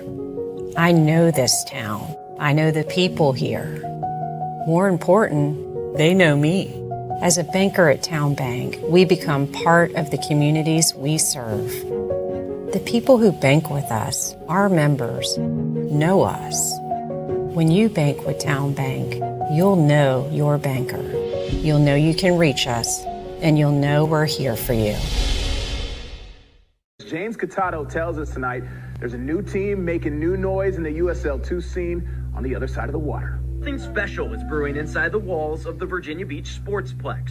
We're not here for moral victories. When we're on our day, we're a legit team. See the stars of the future in pre-professional action at the Virginia Beach Sportsplex. This combined season ticket special is for men's and women's. That's 15 games for just $100 for adults and $80 for youth. VBU has a brand new women's team that competes in the W League. Soccer fans, it's time to rally behind Virginia Beach United. Tickets are on sale now. Visit vbunited.com. Don't miss out on Virginia Beach United. A very sad sign. The pool is covered for the remainder of 2025.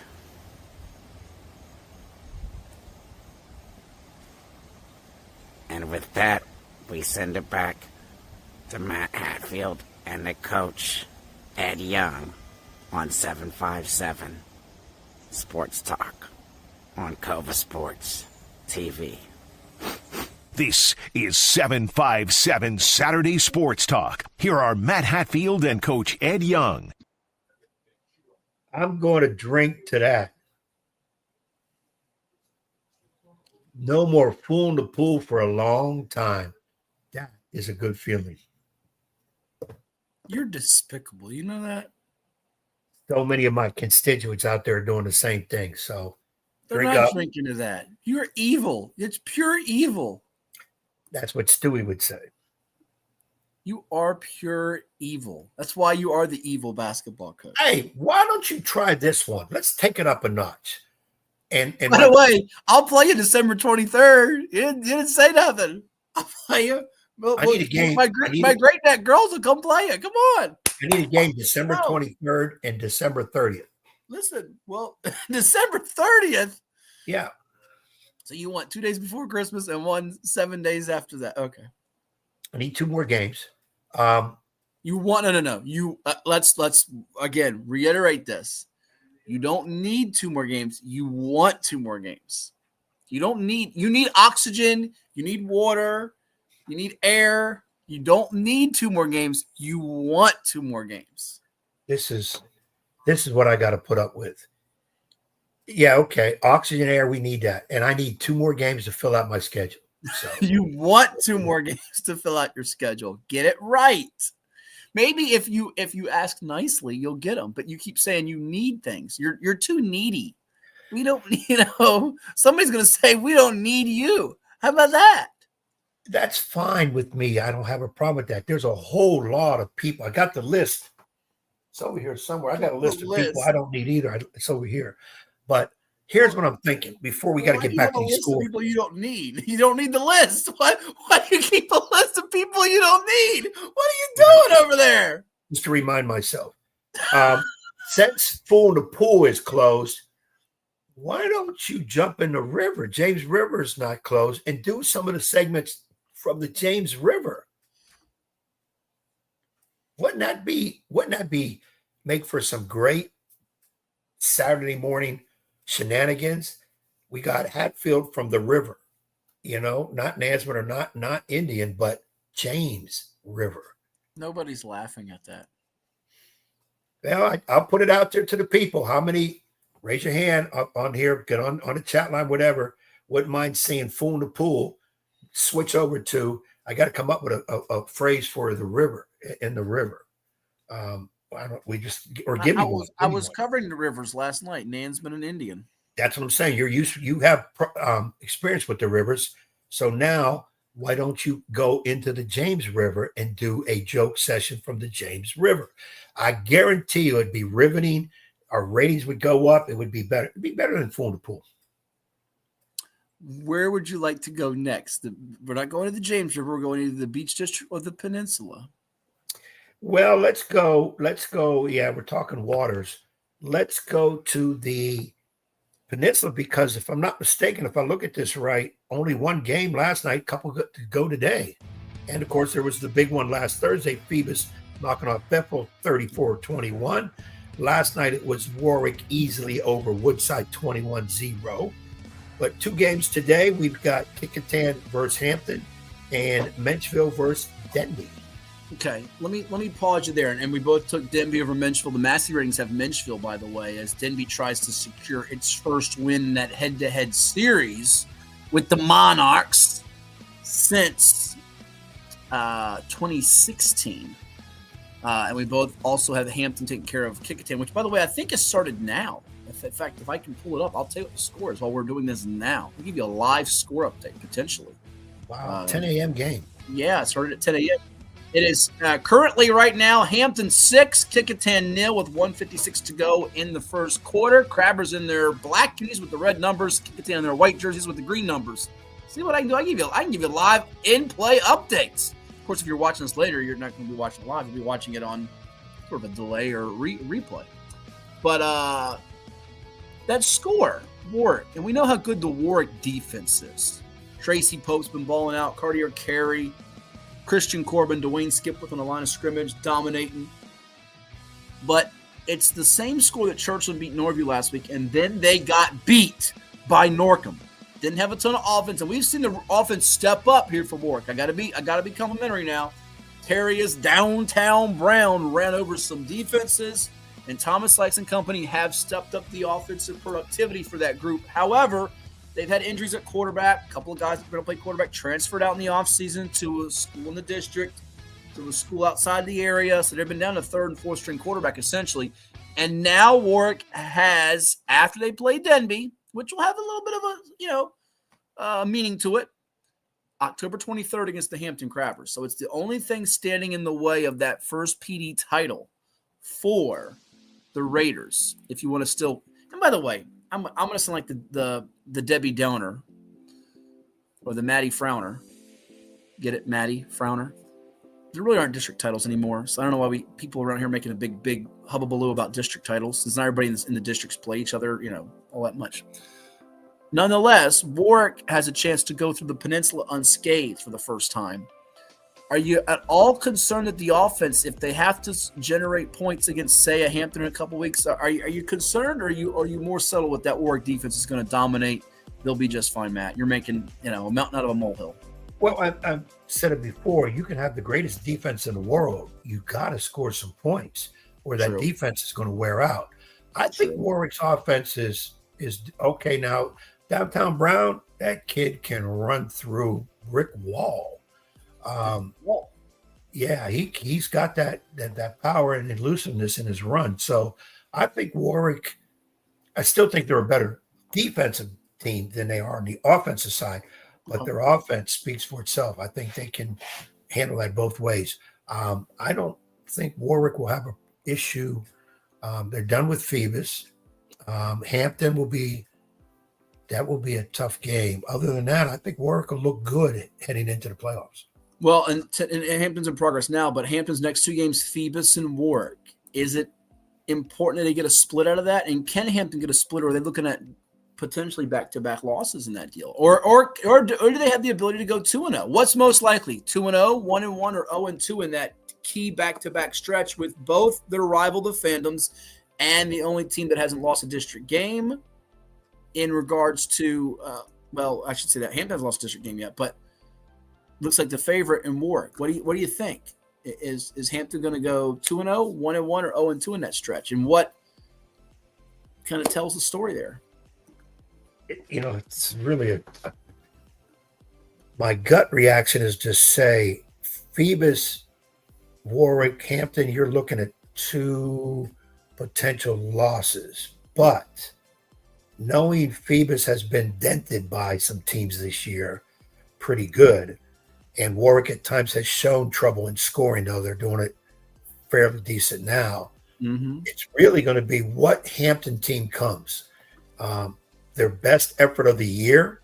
They're both sides of the ball now, because you're going to have to score against those teams, and both those teams can rack you up when they're on defense. So you're going to have to be able to score, and then you're going to have to be able to hold them. I would say, just off the top of my head, to answer your question, 0-2 comes up, but I probably want to jump into 1-1. 2-0 would be the third choice out of there, but it's not impossible based on what Warwick and Phoebus have shown this year that they can be had. And it just depends on what Hampton team's going to show up. So, look at that in-play update. They scored 10, Keith. It was just Keith is at the game? It must be. He just said 16. Last I saw it was, it is 16. I thought it was 6-0. Look at that. Keith setting me straight.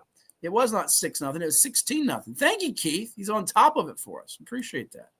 Keith, still haven't seen you at Smithfield, buddy. I mean, all these years you were there, I wasn't. Now I'm there, and you ain't. So well, let's figure it out. You came and he decided to run. I don't blame him.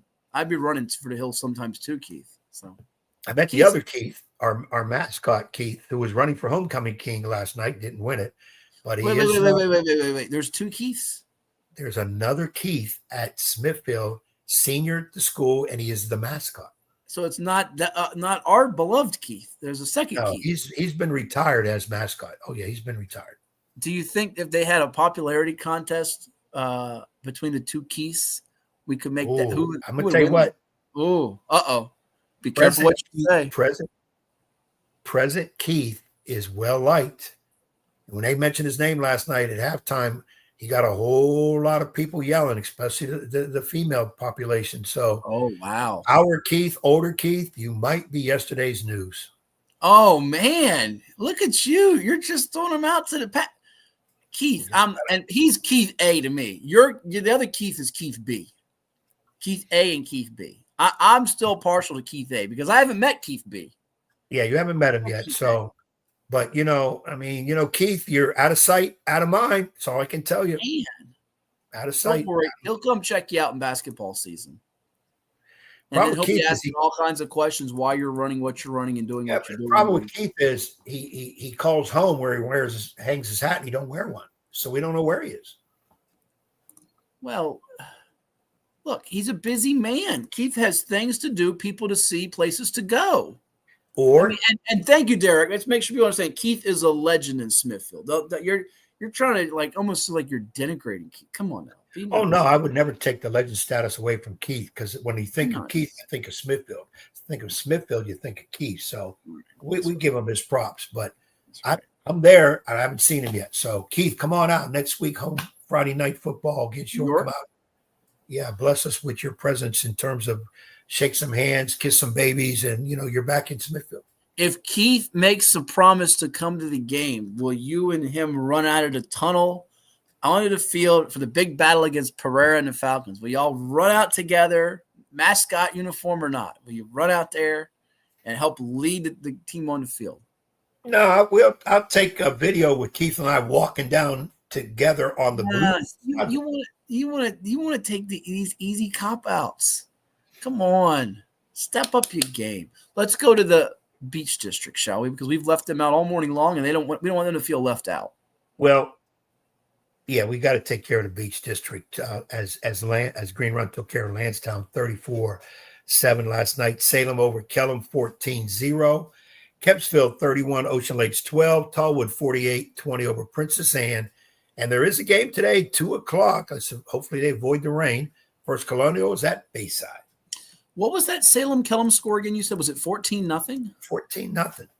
You had a field goal blocked. I'm surprised it was that low scoring. And Salem's defense kept Aaron Smith in check. Of course, the rain and the wind probably had a little bit to do with it. But Salem's defense responding well. I thought they had a little more offense, so they're down to their backup quarterback there. Kempsville was able to pull away from Ocean Lakes in the fourth quarter. Wasn't an easy affair. And Green Run against Lansdowne took care of business with not much problem, although Lansdowne had a lot of missed opportunities from what I was told. They were in position in that game, had some trips in the red zone, didn't finish them out. So with that in mind, it makes you wonder, is this Green Run defense penetrable here? And furthermore, what are we going to see when Green Run and Bayside collide next week? Because Green Run now, offensively, what did they put up on Lansdowne, you said? 34. So now they're averaging 40.4 per game. And right now, Bayside's at 39.2. Depending on what happens today with FC, that number could go up or could go down. So is that going to be a little bit of a high-scoring game like the Green Run Salem game was? Or will the defense dictate who wins and by how much? I think the Hampton Phoebus game, by the way, on Thursday, going to the PD as a game of the week, will be higher scoring, played in the upper 20s, perhaps someone getting to 30+. This game, too, might also be that type of game, even though both teams are going to also lean on their running games for Bayside with Kyron Brown and their quarterback, who's a dual threat in Cam Kirby, and for Green Run, that 1-2 punch of ODU commit Charles Jackson and Tristan Pitbull Williams. I don't know. I would say the green run game will be higher scoring. Then Hampton Phoebus? I think so. Oh, I disagree. Well, and then the other thing is weather. If it's going to rain, sure, that'll put a damper. I think Hampton Phoebus will be the higher scoring. I could see that game literally being 35. It could mirror Hampton Phoebus could mirror what we saw on Friday night with Nansemond and Indian River. Team with the ball last wins. Minus all those penalty yardage. Because that's a rival game. No, it could have penalties. Just like Green Run Bayside could have a lot of penalties too. I did a Green Run Bayside game either last year or the year before on a Saturday where it was like 30-something penalties too. So, been there, done that. Yeah, nothing new. The youngsters have got to calm down and don't get the needless penalties. You jump off sides because you're a little antsy, okay, but if you get unsportsmanlike penalties and late hits and all that stuff, grabbing face mask and all that, let's put that stuff away that detracts from a great game. By the way, I call it the obsessive trait. It feels like every team in Class 5 that wants to win is sort of obsessed with the two-time defending champion Maury. If you want to beat Maury or be on their level, you can't have that many penalties. I don't care who you are. That's just the bottom line. And this used to be the same message we used to have with Hampton in the 90s, same message we had with Oscar Smith and Phoebus in the early 2000s, and it now exists if you want to go play with and compete and have a chance to beat Maury. You can't have 8, 9, 10-plus penalties and go beat the Commodores. It's just not happening. So no, there's no way you're beating a powerhouse making penalties and bad decisions. Not happening. One more note. Kempsfield Chiefs. They started out 2-2. They've now won back-to-back. Their remaining schedule is FC Tallwood, Kellum, and Cox. Not the most daunting. Will the Chiefs take an 8-game winning streak into the playoffs? Yes or no? You don't get to say maybe. Yes or no? Throw those schools that they got left now. Okay, they have now gone from 2-2 to 4-2. They're at FC, host Tallwood. You can do the Mike and the Mad Dog. That's a win, dog. That's a loss, dog. At FC, host Tallwood, at Kellum, night before Halloween, and at Cox. Probably the most challenging of that foursome. Yeah, I mean. It's a win, dog. It's a loss, dog. It's a win, dog. It's a loss, dog. What do you have, dog? Tell you, Mikey, that's a good one there. I gotta agree with you. That's a win. That's a loss. Go ahead there. I'm gonna say, dog. Give me 3-1. 3. Oh, that you say the Chiefs will be 7. Hope you heard that, Kempsville. Daryl Cherry and the Chiefs. If you're watching, Ed Young says you're going 7-3. I think you're going 8-2. I think you're going to win out into the postseason.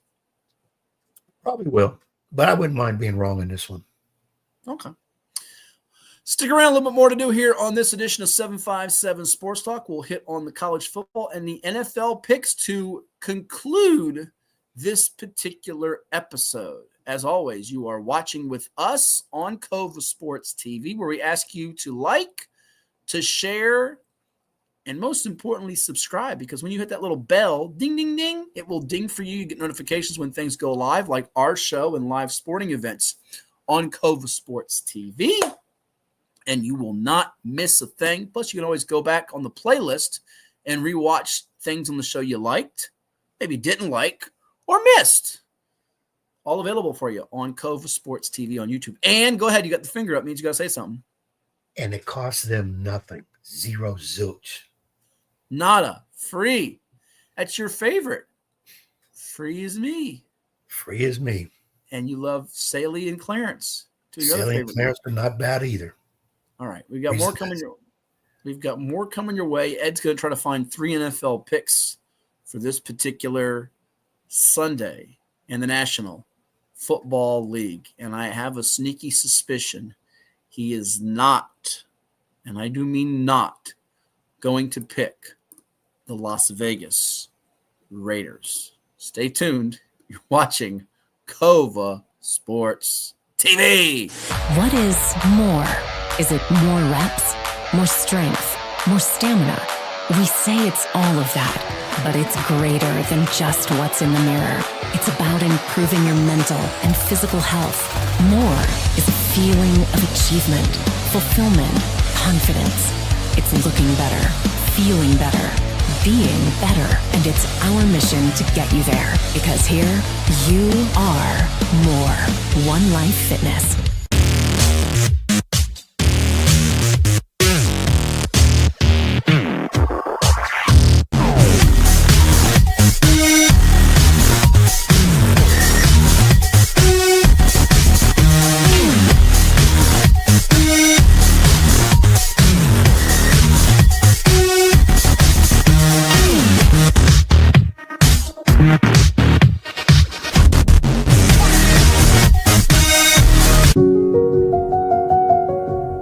As a banker at Town Bank, we believe that people bank with people, not with banks. You're looking for an actual personal relationship, and that's what you get at our bank. You get that person that gets to know you, gets to know your business, is there for you. I think that is what motivates us, what drives us, and the idea that we are trying to serve others and enrich lives, I think is very true.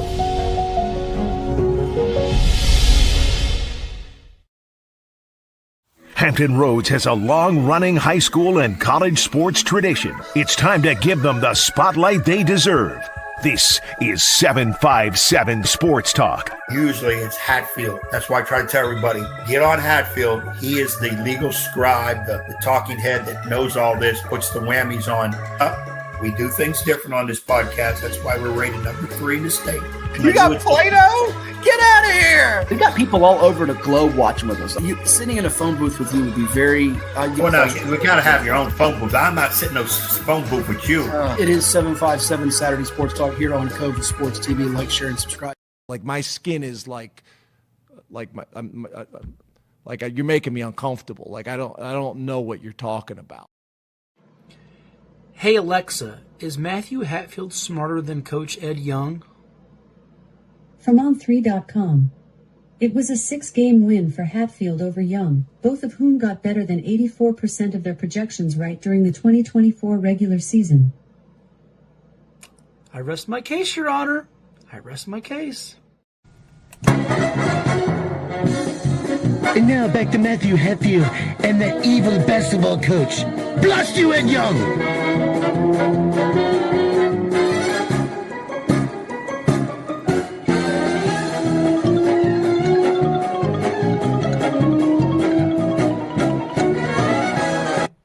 Stewie got it right. You are evil. You're an evil doer, as George Bush once talked about the evil doers. Ruben Jimenez chiming in. Thoughts on A&M Florida tonight? You got any thoughts on this? By the way, Red River Rivalry, I said it on my Hats Hits IG Live special.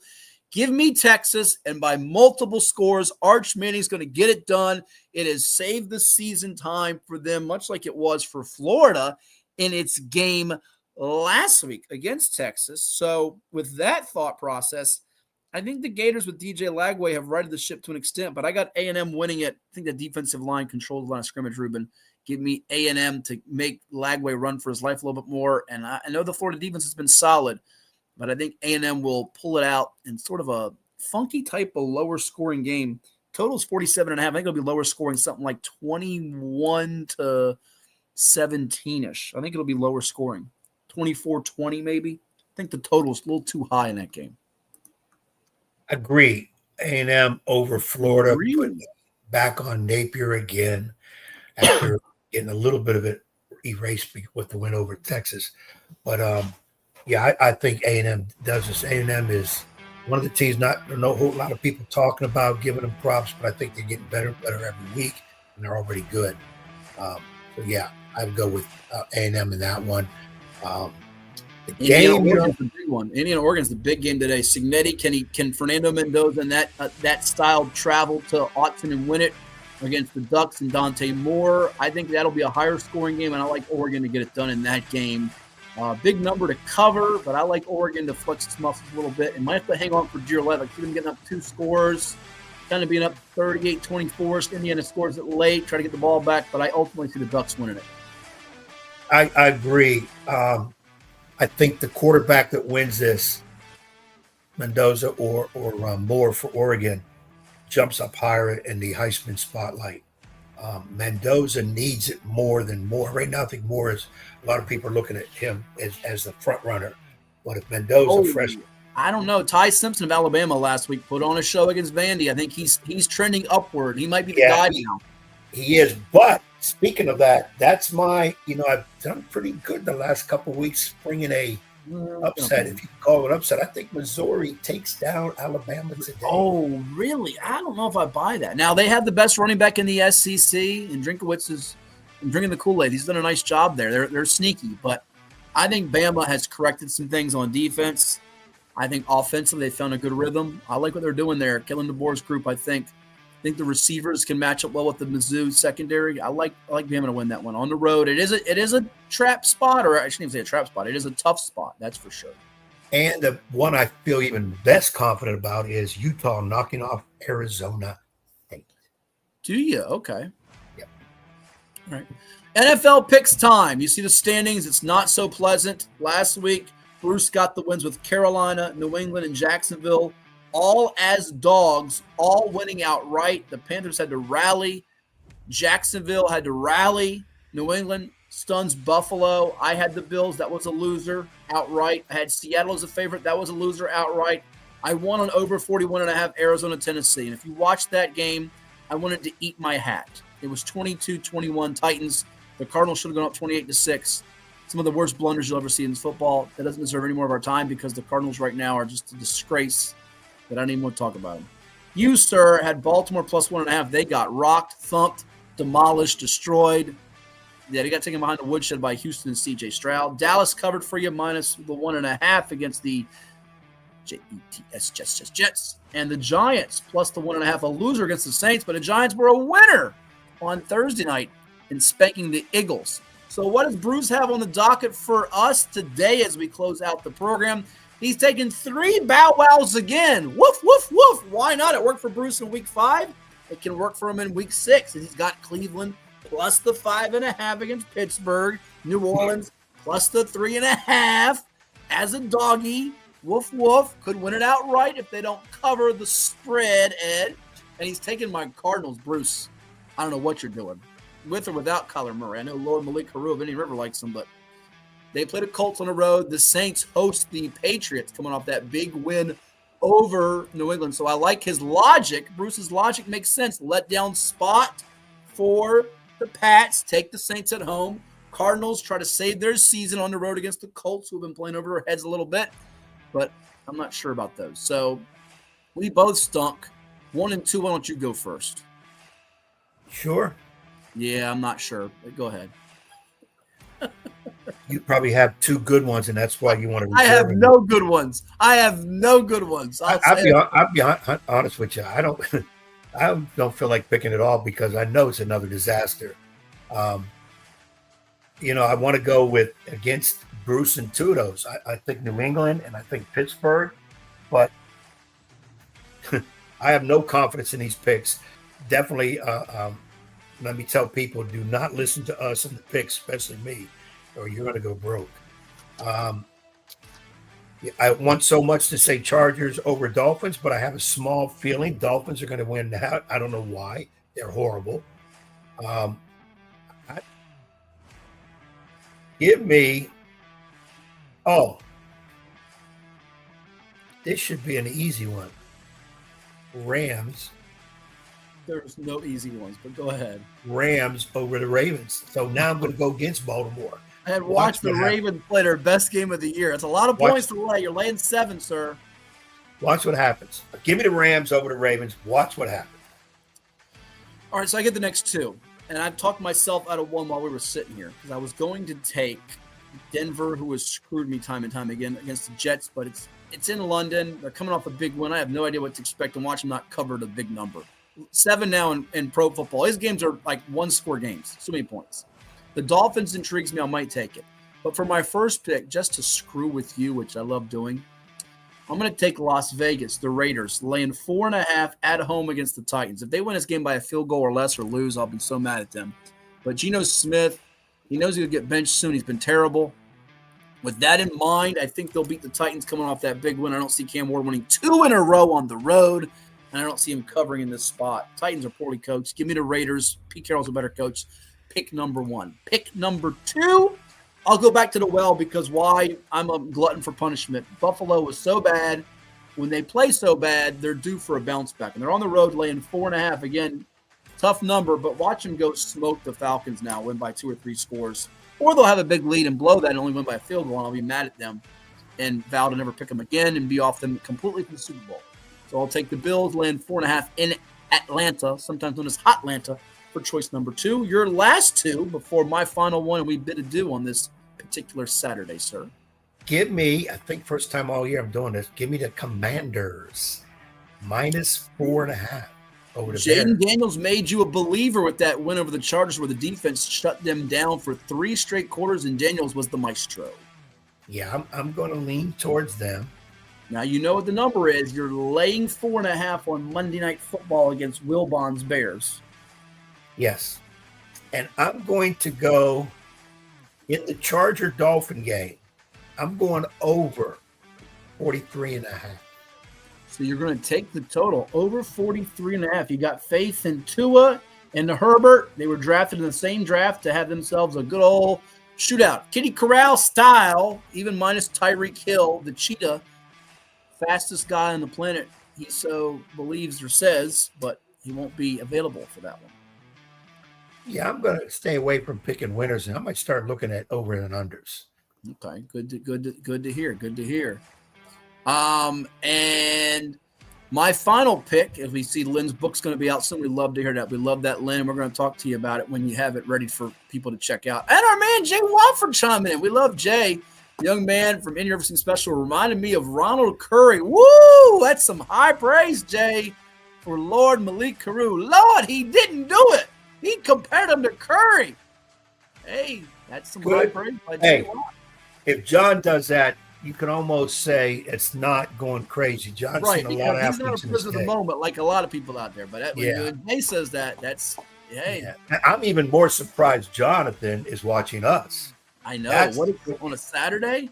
Yeah. He just wants to make sure you're on your best behavior because he wants to talk to the authorities. John, let him know. Let him know best behavior is my 2 middle names. Let him know. Yeah.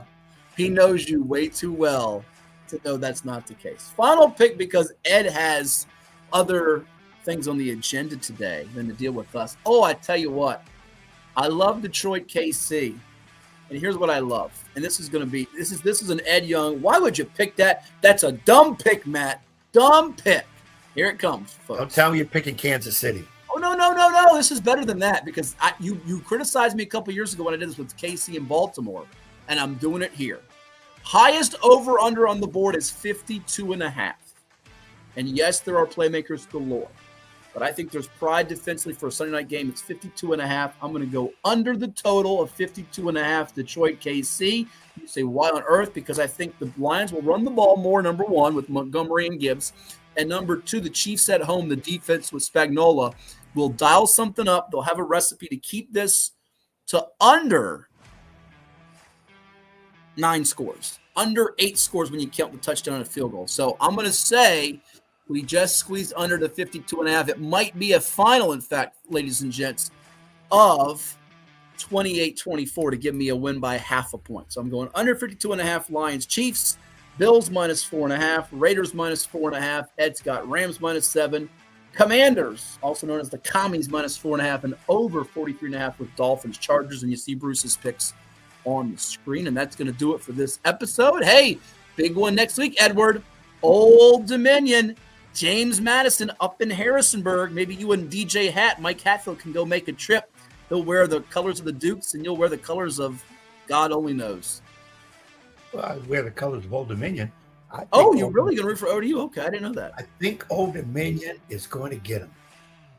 Really? Well, more on that next week. I'm sure we'll bring somebody on, either Kurt Dudley or Ted Alexander or somebody to talk about that game next week a little more in depth. So that's going to do it. He's the coach. I'm Coach Hatfield, as Lynn told you. And we'll talk to you next time right here on 757 Sports Talk. What are you doing that for? Don't shake your head. I blame Lindbergh for giving you the title coach. Now you're going to walk around all day like you're undefeated. And you can't even play the piano in the background. That's what the nation wants to do. I'm going to go do that now, folks. We'll see you later. Have a great sports weekend.